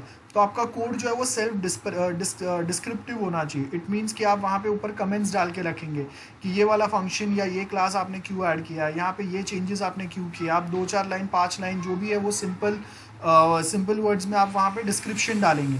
सो जिससे अगर कोई दूसरा भी अगर आपका वो प्रोजेक्ट देख रहा है तो उसको भी समझ में आना चाहिए। Good programming practice, as we know, good programming practice का मतलब क्या होगा कि हम लोग वहाँ पे ऑब्जेक्ट ओरिएंटेड के कंसेप्ट्स को बेस्ट पॉसिबल वे में यूज़ करने की ट्राई करेंगे, जिससे एक बेटर रिजल्ट मिल पाए हम लोगों को, ठीक है। और उसके आगे टीम स्पिरिट जो है वो एनहांस करते रहो। ये तो सेम वही बोल बचन पॉइंट्स है। ओके, आफ्टर दिस नेक्स्ट जो है हम लोग के पास क्लीन रूम सॉफ्टवेयर डेवलपमेंट। अब यहाँ पे देखो IBM ने ये डेवलप किया था IBM के साइड से। तो क्लीन रूम में हम लोग बेसिकली क्या पॉइंट्स पे बात कर रहे हैं, स्पेसिफिकेशन टीम, डॉक्यूमेंट्स जो है, document user requirements end user profiles, जिसमें हम लोग बात करेंगे कि how much use each function will have, कि कौन से फंक्शंस, जैसे हम लोग बोलते हैं कि देर आर, जैसे हम लोग वैल्यू टू कॉस्ट रेशियो निकालते हैं, वैल्यू टू कॉस्ट रेशियो के अंदर हम लोग को पता चलेगा कि कौन से फंक्शंस है आपके सॉफ्टवेयर में जिसका कस्टमर के लिए वैल्यू बहुत हाई है, और डेवलपमेंट कॉस्ट उसका कितना है, और उसका रेशियो के बेस के ऊपर हम लोग आइडेंटिफाई करेंगे कि कौन से फंक्शंस के ऊपर आपको ज़्यादा मेहनत करना है, जिसको यूजर्स ज़्यादा यूज़ करने वाले। सो यहाँ पे अगर आप देखेंगे, फर्स्ट अगर आप देखेंगे यूज़र रिक्वायरमेंट में अगर आप बात करेंगे तो आपको स्पेसिफिकेशन में क्या बोला हुआ है कि आपको फर्स्ट आइडेंटिफाई करना है, डॉक्यूमेंट करना है यूज़र रिक्वायरमेंट, वो एग्जैक्टली क्या उनका प्रोफाइल है, मतलब वो क्या काम करने वाले हैं।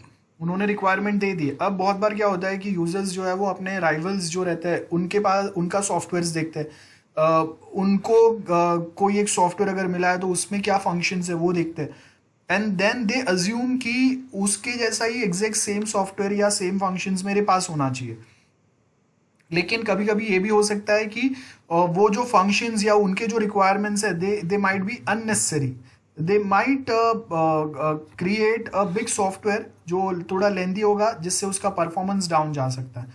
तो इसके लिए हम लोग बेसिकली क्या करते हैं, यूज़र रिक्वायरमेंट्स को डॉक्यूमेंट करके उसको हम लोग एक यूसेज प्रोफाइल के साथ वेरीफाई करेंगे कि इसमें से कौन से फंक्शंस हैं जो मोस्ट इंपॉर्टेंट है यूजर्स के लिए, जो रिक्वायर्ड होंगे ही होंगे, जिनके बिना उनका काम नहीं चल सकता, एंड कौन से ऐसे फंक्शंस हैं जो थोड़े उससे कम इंपॉर्टेंट है, और क्या कौन से ऐसे फंक्शंस हैं जो यूज़र ने सिर्फ बोलने के लिए बोला हुआ है, जिसका उसके सॉफ्टवेयर के साथ कोई ज़्यादा लेना देना नहीं है, जिसको अगर हम लोग स्किप भी करेंगे स्टिल इट डजेंट मैटर और it doesn't affects the performance of the existing software. So इसके हिसाब से हम लोग एक स्पेसिफिकेशन टीम बनाएंगे जो रिक्वायरमेंट्स को प्रॉपरली, यूज़र रिक्वायरमेंट्स को प्रॉपरली डॉक्यूमेंट करेंगे, और वो जो रिक्वायरमेंट्स बताया उसके हिसाब से कौन से रिक्वायरमेंट्स का क्या एग्जैक्टली कहाँ पे यूज़ रहेगा वो आइडेंटिफाई करेंगे। उसके बाद हम लोग डेवलपमेंट टीम के पास जाएंगे जो आइडेंटिफाई करेंगे कि यूज़र रिक्वायरमेंट के हिसाब से जो आपने रिक्वायरमेंट्स दिए हुए हैं, मैथमेटिकली हम लोग देखेंगे कि ये सारे रिक्वायरमेंट्स को बनाने का आपका ओवरऑल कॉस्ट क्या आएगा, बराबर है, टाइम क्या लगेगा, और कौन से टाइप के डेवलपर्स एंड कौन से टेक्नोलॉजीज रिक्वायर्ड रहेंगे, और क्लाइंट साइड पे जो उनका नेटवर्क आर्किटेक्चर है, क्लाइंट सपोज फ़ोन पे यूज़ करने वाला है या उनके पास नॉर्मल जो कंप्यूटर्स है उसमें अगर सपोज पुराना कोई ऑपरेटिंग सिस्टम है, तो वो ऑपरेटिंग सिस्टम्स के ऊपर ये प्रॉपर काम कर पाएगा क्या, आप जो नया सॉफ्टवेयर बना रहे उसके ऊपर भी हम लोग का फोकस रहेगा। सो that is also very important part. उसके बाद में सर्टिफिकेशन टीम रहेगा। सर्टिफिकेशन टीम मतलब जो लास्ट में आपके सॉफ्टवेयर को सर्टिफाई कर देगा after the testing the system. So testing में भी हम लोग को पता होना चाहिए कि कितने लेवल तक का टेस्टिंग करना है, टेस्टिंग कभी स्टॉप करना है, बिकॉज कभी कभी हम लोग कंटिन्यूस टेस्टिंग करते ही रहेंगे जिसमें हम लोग का अननेसेसरीली बहुत ज़्यादा टाइम एंड रिसोर्स वेस्ट हो जाएंगे. सो वो भी हम लोग को पता होना चाहिए. So that is what we mean by clean room software development. Then we have something which is called as formal methods, जहाँ पे मैथमेटिकल नोटेशंस में आपको दिया रहेगा, और जो भी कन्फ्यूजन या अनएम्बिग्यूअस मतलब आपको बेसिकली जो भी स्पेसिफिकेशंस रहेंगे सॉफ्टवेयर के वो अनएम्बिग्यूअस मतलब कन्फ्यूजन वाले नहीं होने चाहिए. That is what we are trying to say. और उसके बाद ये सेम वही जो हम लोगों ने मेथड्स पढ़े वही सेम चल रहा है, जहाँ पे हम लोग UML डायग्राम्स बनाएंगे, क्लास डायग्राम्स बनाएंगे, ऑब्जेक्ट कंस्ट्रेंट लैंग्वेजेस यूज़ करेंगे, उसके साथ में हम लोग UML डायग्राम्स ऐड करेंगे, जिससे एग्जैक्टली हम लोग को पता चलेगा कि एक फाइनल जो मॉडल बनेगा वो कैसे बनेगा, etcetera etcetera. Okay, then next is quality plans. So यहाँ पे आपको क्या बोला है, quality plan. A quality standard and procedure should be documented in an organization's quality manual, जहाँ पे हम लोगों ने क्वालिटी मैनुअल बनाया हुआ है जिसमें हम लोग बताएंगे कि मिनिमम ये लेवल का क्वालिटी हम लोग आपको अचीव करके देंगे या जनरेट करके देंगे in our software. Then for each separate project the quality needs to be assessed separately for each and every project. और क्वालिटी असेस करने का मेन पैटर्न क्या रहेगा, with the help of a testing. Then quality assurance, level of quality assurance needed for the project, और उसको हम लोग quality plan से मैच करेंगे क्योंकि अगर ये प्रोजेक्ट में मिनिमम यहाँ तक कि अगर इतना रिस्पॉन्स टाइम आ रहा है, इतने एरर्स अगर हम लोगों ने सॉल्व किए जो मेन उनके इंपॉर्टेंट फंक्शंस है उसका, that means system is ready for the deployment part. Because कोई सॉफ्टवेयर ऐसा नहीं रहेगा जिसमें आप 100% जो एरर्स है उसको सॉल्व करके डिप्लॉय करेंगे. That is not possible. Typical content of quality plan. So scope क्या रहेगा वो बताएंगे. अदर रेफरेंस डॉक्यूमेंट, प्रीवियसली कोई एक प्रोजेक्ट अगर सिमिलर टाइप का आपने बनाया तो उसका रेफरेंस ले लो, जिससे आपका काम सिंपल हो जाएगा, आपको एक गाइड मिल जाएगा. क्वालिटी मैनेजमेंट, जहाँ पे हम लोग ऑर्गेनाइजेशन लेवल पे उनके क्या टास्क, किसके क्या रिस्पॉन्सिबिलिटीज़ है, कौन वहाँ पे वर्क करने वाला है और उसको वो फंक्शंस कितने हेल्प करेंगे और उससे उसका काम कितना सिंपल होगा, और कौन से फंक्शंस उसको ज़्यादा काम के नहीं है जो वो ज़्यादा यूज़ नहीं करने वाला है. तो किस पे आपको ज़्यादा मेहनत करना है, किस पे यूज़र्स के डिपेंडेंस ज़्यादा रहेगा. सपोज अगर हम लोग कॉलेज की बात करते हैं, वी हैव अकाउंट्स डिपार्टमेंट, एक हम लोगों का, देन एक टीचिंग स्टाफ है, नॉन टीचिंग स्टाफ है, प्रिंसिपल है. तो वो ये सेम सॉफ्टवेयर पे अगर काम करेंगे तो उनके मेन फंक्शंस क्या रहेंगे और जो उनके मेन फंक्शंस है उसमें से किस पे वो ज़्यादा डिपेंडेंट रहेंगे for their day to day operations, weekly या मंथली कोई रिपोर्ट जनरेट करना है उसके लिए, बाकी सारे काम के लिए. तो उसके बेस के ऊपर आपको क्वालिटी मैनेज करना है कि जो उनके सबसे डेली बेसिस पे जो काम के फंक्शंस है उनका रिएक्शन क्या है. Documentation to be produced with respect to this. Standard practices जो है वो फॉलो करेंगे एंड रिव्यूज तो हमेशा चलते रहेंगे. देन उसके आगे अगर आप देखेंगे more content of quality plan, जिसमें हम लोग टेस्टिंग करेंगे. देन कभी कभी ये हो सकता है कि करेक्टिव एक्शंस हम लोग लेंगे, जहाँ पे हमेशा कोई प्रॉब्लम रिपोर्ट करना, ये अगर आ रहा है वो बहुत अच्छी बात है. जैसी प्रॉब्लम रिपोर्ट होगा उसके ऊपर हम लोग क्या करेंगे, करेक्टिव एक्शन लेंगे. देन मैक्सिमम हम लोग रेडी टूल्स यूज़ करने की ट्राई करेंगे, लेटेस्ट वाले, जिससे आपका काम और सिंपल हो जाए. देन कोड मीडिया ये सब आएगा. रिकॉर्ड कलेक्शन, जहाँ पे हम लोगों ने प्रीवियसली क्या प्रोजेक्ट पे क्या काम किया, कौन से एरर्स को कैसे सॉल्व किया हम लोगों ने, ये सारे पॉइंट्स पे बात करेंगे. और लास्ट में आपका ट्रेनिंग पार्ट रहेगा.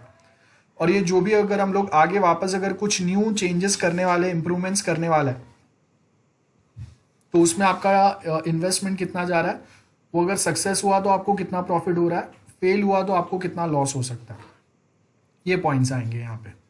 सो that's it, that was chapter 13. और ये हम लोगों का लास्ट जो है that is chapter 14, that is the last part of our syllabus now, chapter 14. ठीक है. सो हम लोगों का जो SPM है उसका यूनिट 5 का last chapter that is chapter 14. So before we start with this, let me know if you have any doubts. So अभी जो हम लोग टॉपिक पढ़ने वाले हैं वो बहुत सिंपल सा, बहुत छोटा सा टॉपिक है. 3 पेजेस का ही चैप्टर है हम लोगों का, तो ज़्यादा कुछ बड़ा नहीं है. It talks about basically project close out. Project close out मतलब अगर आपका सब कुछ हो गया है तो लास्ट में आप अपना बिल सबमिट करेंगे, आपका टोटल कॉस्टिंग कितना हुआ है, यूज़र साइड से अगर कुछ रिक्वायरमेंट्स अगर अपडेट हुए थे तो आप उसका बिल सबमिट करेंगे, उसका एक फाइनल डिटेल सिनॉप्सिस देंगे कि जहाँ पे आप बताएंगे कि ओके ये वाले पॉइंट्स पे आपने चेंजेस किए थे जिसका इतना हम लोग का एडेड कॉस्ट हो गया, इतना हम लोग के मॉड्यूल्स जो है उसमें चेंजेस हुए, इतना हम लोग का एक्स्ट्रा स्टाफ यूटिलाइज हुआ है, स्टार्टिंग के आपके रिक्वायरमेंट्स में ये लेवल तक का आपका चेंजेस हुआ है तो आपका ये आपका XYZ अमाउंट होना चाहिए. आप प्रोजेक्ट ऑन टाइम ख़त्म हो रहा है इसके लिए आप प्रोजेक्ट क्लोज कर रहे हैं, या फिर बहुत ज़्यादा प्रोजेक्ट में रिक्वायरमेंट चेंजेस हो गए क्लाइंट साइड से और वो अभी with in the given budget possible नहीं है, उसकी वजह से आप प्रोजेक्ट क्लोज कर रहे हैं. तो ये अलग अलग पॉइंट्स हो सकते हैं. तो प्रोजेक्ट क्लोज या प्रोजेक्ट टर्मिनेशन. तो project termination it might possible कि हम लोग प्रोजेक्ट टर्मिनेट कर रहे हैं on a successful completion of that project, और we are terminating the project because बहुत ज़्यादा रिक्वायरमेंट चेंजेस हो गए, या हम लोग के पास अभी प्रॉपर रिक्वायरमेंट्स ही नहीं है जिसके बेस के ऊपर हम लोग प्रोजेक्ट आगे कंप्लीट या कैरी ऑन कर सके. तो उसकी वजह से भी हम लोग प्रोजेक्ट टर्मिनेट करते हैं बहुत बार. तो समझते हैं. और ये चैप्टर से अगर कोई क्वेश्चन आता है आपको तो try to solve those question because सबसे सिंपल वाला चैप्टर यही है. सो देखो प्रोजेक्ट क्लोज आउट में क्या बात कर रहे हैं. एवरी प्रोजेक्ट कभी ना कभी तो एंड होना ही है. It is the responsibility of project manager to decide appropriate time to close the project. Common sense है. प्रोजेक्ट क्लोज आउट जो है वो एडमिनिस्ट्रेटिव क्लोजर रहेगा, मतलब आपने जो भी मेन पर्सन है उनके पास से आपने परमिशन लिया है, उनको बता दिया कि ओके ये लेवल तक का हम लोग का प्रोजेक्ट बन गया है, ये लेवल तक का हम लोग का टेस्टिंग हो गया है, this is the result of that testing. और उसके बाद में दैट मैनेजमेंट टीम या administrative team is going to decide कि ओके हम लोग अगर साइन करेंगे तभी वो प्रोजेक्ट जो है वो क्लोज होगा, और अगर वो प्रोजेक्ट क्लोज हो रहा है तो ही फिर हम लोग उसको डिप्लॉय कर सकते हैं ऑन द क्लाइंट साइड. कभी कभी ये भी हो सकता है क्लाइंट ने अपना कॉन्ट्रैक्ट जो है वो ही एंड कर दिया आपके साथ में, तो इसके लिए आप प्रोजेक्ट क्लोज कर रहे हैं. ये जो भी मैंने आपको बोला ये बॉक्स में उसका डिस्क्रिप्शन दिया हुआ है. सो यहाँ पे अगर आप देखेंगे we have two types of project closure. एक नॉर्मल टर्मिनेशन होगा, एक प्री मैच्योर टर्मिनेशन होगा. सो नॉर्मल टर्मिनेशन में क्या बोला है, हर एक प्रोजेक्ट का कोई एक गोल्स रहेंगे, मतलब सर्टन सेट ऑफ रिक्वायरमेंट्स रहेंगे. वो अगर सक्सेसफुली कंप्लीट हो गया तो आप क्या करेंगे, नॉर्मल वे में प्रोजेक्ट टर्मिनेट करेंगे, खत्म करेंगे. प्री मैच्योर मतलब project is unlikely to achieve the stated objectives. बराबर है. उसमें बहुत सारे रीजंस हो सकते हैं. इनफ आपके पास रिक्वायरमेंट इनकम्प्लीट है, या फिर एग्जिस्टिंग स्टार्टिंग के जो रिक्वायरमेंट्स है उसके कंपैरिजन में अभी के रिक्वायरमेंट में बहुत ज़्यादा चेंजेस हो गए, आपके पास उतने स्टाफ नहीं है, या जैसे आप समझो कि कोरोना टाइप सिचुएशन आ गया तो उसके पहले हम लोगों ने कोई प्रोजेक्ट लिया था और उसके बाद में अभी के सिनारियो के हिसाब से आपका प्रोजेक्ट का कॉस्टिंग जो है वो कम्प्लीटली चेंज हो रहा है, तो उसकी वजह से आप प्रीमेच्योर टर्मिनेट करके रीनिगोशिएट करेंगे क्लाइंट के साथ में. सो प्रीमेच्योर टर्मिनेशन में हम लोग के क्या रहेंगे, we don't have enough resources, like कोई एक सॉफ्टवेयर नहीं है हम लोग के पास, या फिर we don't have enough hardware resources like laptop, computers और सम अदर डिवाइसेस, या फिर ह्यूमन रिसोर्स नहीं है हम लोग के पास, डेवलपर, टेस्टर्स, जो भी है वो. बिजनेस नीड्स जो है कस्टमर के वो चेंज हो गए, तो अभी आप जो सॉफ्टवेयर बना रहे हैं उसको कोई यूज़ ही नहीं है, तो इसके लिए आप प्रोजेक्ट टर्मिनेट करेंगे. या फिर प्रोजेक्ट से जो बेनिफिट आने वाले थे वो अभी क्लाइंट को नहीं लगता है कि वो benefits are enough evident, enough beneficial for that client, तो उसके लिए प्रोजेक्ट टर्मिनेट हो सकता है. या आप जो कंट्री में वो प्रोजेक्ट बना रहे हैं, जैसे सपोज हम लोग यूएस में बना रहे हैं और suddenly because of any XYZ reason उन्होंने अपने रेगुलेटरी पॉलिसीज़ में चेंजेस कर दिए.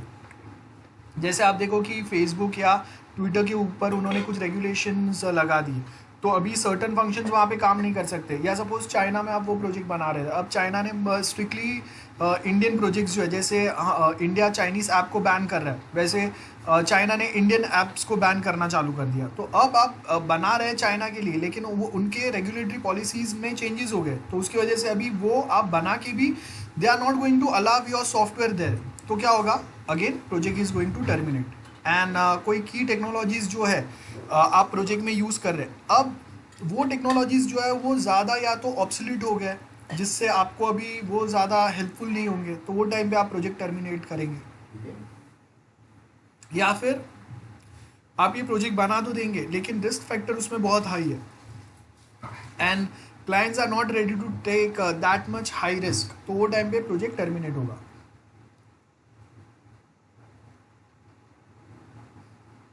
Next is why projects not properly closed.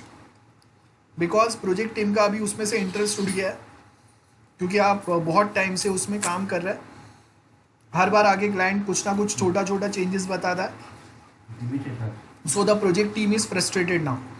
Underestimation of how fast know-how can get lost and how much implicit knowledge exists with the team members. So कभी कभी ऐसा हो गया कि आपने अंडर एस्टिमेशंस दे दिए कि आपको ये प्रोजेक्ट इतने में बनाना था, लेकिन आपने कॉस्टिंग जो है वो कम बता दिया। बाद में आपको पता चला कि नहीं, उसमें काम तो बहुत ज़्यादा है। इंटरनली जब आपने नॉलेज देखा तो, और आपका टीम के पास इतना टाइम नहीं है या इतने नॉलेज नहीं है कि वो उस पर काम कर सके in the given budget. Emotional factors हो सकते हैं, बहुत सारे हो सकते हैं। क्लैशेस मार्केट में, सपोज मेरा राइवल उसको दे रहा था, तो इसके लिए मैंने उसके पास से प्रोजेक्ट लेने के लिए विदाउट मच डिस्कशन मैंने मेरा राइवल जो प्राइस पे दे रहा था उससे कम प्राइस में मैंने वो प्रोजेक्ट जो है वो टेक ओवर कर लिया। इनडिसीजन रिगार्डिंग प्रोजेक्ट क्लोजर, कि पता ही नहीं है किसको कभी क्लोज करना है, तो अभी कोई डिसीजन लेने के लिए रेडी नहीं है। तो हम लोगों ने क्या किया, जहाँ पे जितना बना है उतना प्रोजेक्ट बना के क्लोज कर दिया। Now problem with improper closure, time and cost overrun हो गया, बराबर है, that is one way. Looks up valuable human and other resources हम लोग के पास नहीं है, बिकॉज वो लॉक हो गए कोई दूसरे प्रोजेक्ट्स के अंदर, तो अभी हम लोग को नहीं मिल सकते जब तक वो प्रोजेक्ट ख़त्म नहीं होता है। और जो प्रोजेक्ट्स में वो लोग अभी के लिए हायर्ड है, it's going to take 6 months for them, so इसके लिए हम लोग वो नहीं कर सकते।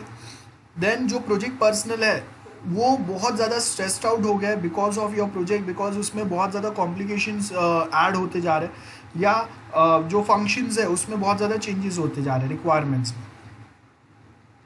अब प्रोजेक्ट टर्मिनेशन 2 folds हो सकता है, मेनली 2 कंडीशंस पे हो सकते हैं, एक इमोशनल एंड एक इंटेलेक्चुअल।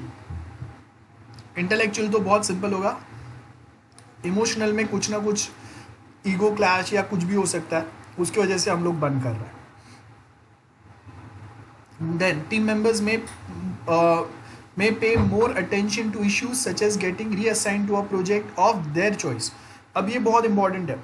आपके टीम में there are multiple team members, developers, जो बेसिकली ये सोचते हैं कि okay I enjoy this type of project like mobile apps या फिर गेमिंग टाइप के प्रोजेक्ट्स, और आप अगर उनको बैंकिंग पे डाल रहे हैं जिसका उनको इनफ नॉलेज नहीं है, तो now they don't pay much attention on such project because उनको उसमें इंटरेस्ट ही नहीं है।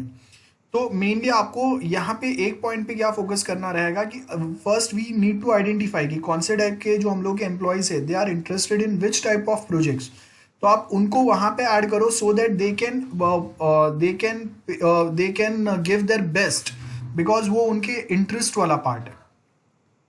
Term of contract and list of deliverable need to be negotiated, बराबर है, ये तो सिंपल है। Then closure decision has to be effectively communicated to all stake holders, कि हम लोग भाई प्रोजेक्ट बंद कर रहे हैं, सबको बताना है। सबको बताने का मतलब क्लाइंट साइड भी और सप्लायर साइड, सबको पता होना चाहिए। एंड कौन से कंडीशन पे, कौन से लेवल पे जाके क्लोज किया है वो भी पता होना चाहिए। तो स्टेक होल्डर्स में हर कोई आएगा, क्लाइंट के साइड से जो उनके रिक्वायरमेंट देने वाले लोग रहेंगे, टेक्निकल रहेंगे, वो सब आएंगे क्लाइंट साइड से। डेवलपर साइड पे हम लोग के रिक्वायरमेंट गैदरिंग वाले डिज़ाइनर्स, डेवलपर्स, टेस्टर्स, ट्रेनिंग वाले जो पर्सन्स रहेंगे, ये सारे आएंगे। मैनेजर्स लेवल पे कोई पर्सन है, टीम लीडर्स है, ये सब स्टेक होल्डर्स में आएंगे। तो प्रोजेक्ट क्लोजर प्रोसेस क्या रहेगा, क्लाइंट शुड एक्सेप्ट इट कि हाँ चलो हम लोग यहाँ तक पहुँचे, तो अभी हम लोग यहाँ पे ज़्यादा इन्वेस्ट नहीं कर सकते, या तो टाइम कम है, बजट कम है, या फिर आप जो जितना क्लाइंट ने रिक्वायरमेंट्स बोले थे वो हम लोगों ने फुलफिल किए, या फिर जो टर्म्स एंड कंडीशन पे हम लोगों ने प्रोजेक्ट चालू किया था वो टर्म्स कंडीशंस चेंज हो गए। तो वो टाइम पे क्लाइंट शुड एक्सेप्ट कि हाँ under what circumstances we are about to close the process. Then archiving project deliverables and preserving project know and how, कि ओके कहाँ तक हम लोग का प्रोजेक्ट हुआ है, कहाँ तक हम लोग अगर नेक्स्ट टाइम अगर हम लोग काम करेंगे तो कहाँ से हम लोग आगे कंटिन्यू करेंगे उस पर, ये सब आएगा. Then performing a financial closure, कि ओके आप इतना अभी अमाउंट सेटल करो, हम लोग उसके ऊपर क्लोज कर रहे हैं बिकॉज उसके आगे हम लोग क्लाइंट ज़्यादा पे नहीं कर सकता है, तो क्लाइंट विल से कि okay I have this much amount only, तो आप ये अमाउंट तक, ये मेरा बजट है, इसमें आपका जितना प्रोजेक्ट कंप्लीट हो रहा है उतना कंप्लीट करके दे दो, वो फाइनेंशियल क्लोजर होगा. देन उसके आगे then post implementation project reviews तो चलते ही रहेंगे, जिसमें वो बताएंगे नो एंड हाउ कि ओके क्या पे क्या हो रहा है, कैसा परफॉर्मेंस दे रहा है, वो सब पॉइंट्स रहेंगे. Preparing post implementation review report and releasing the staff once we are done with this.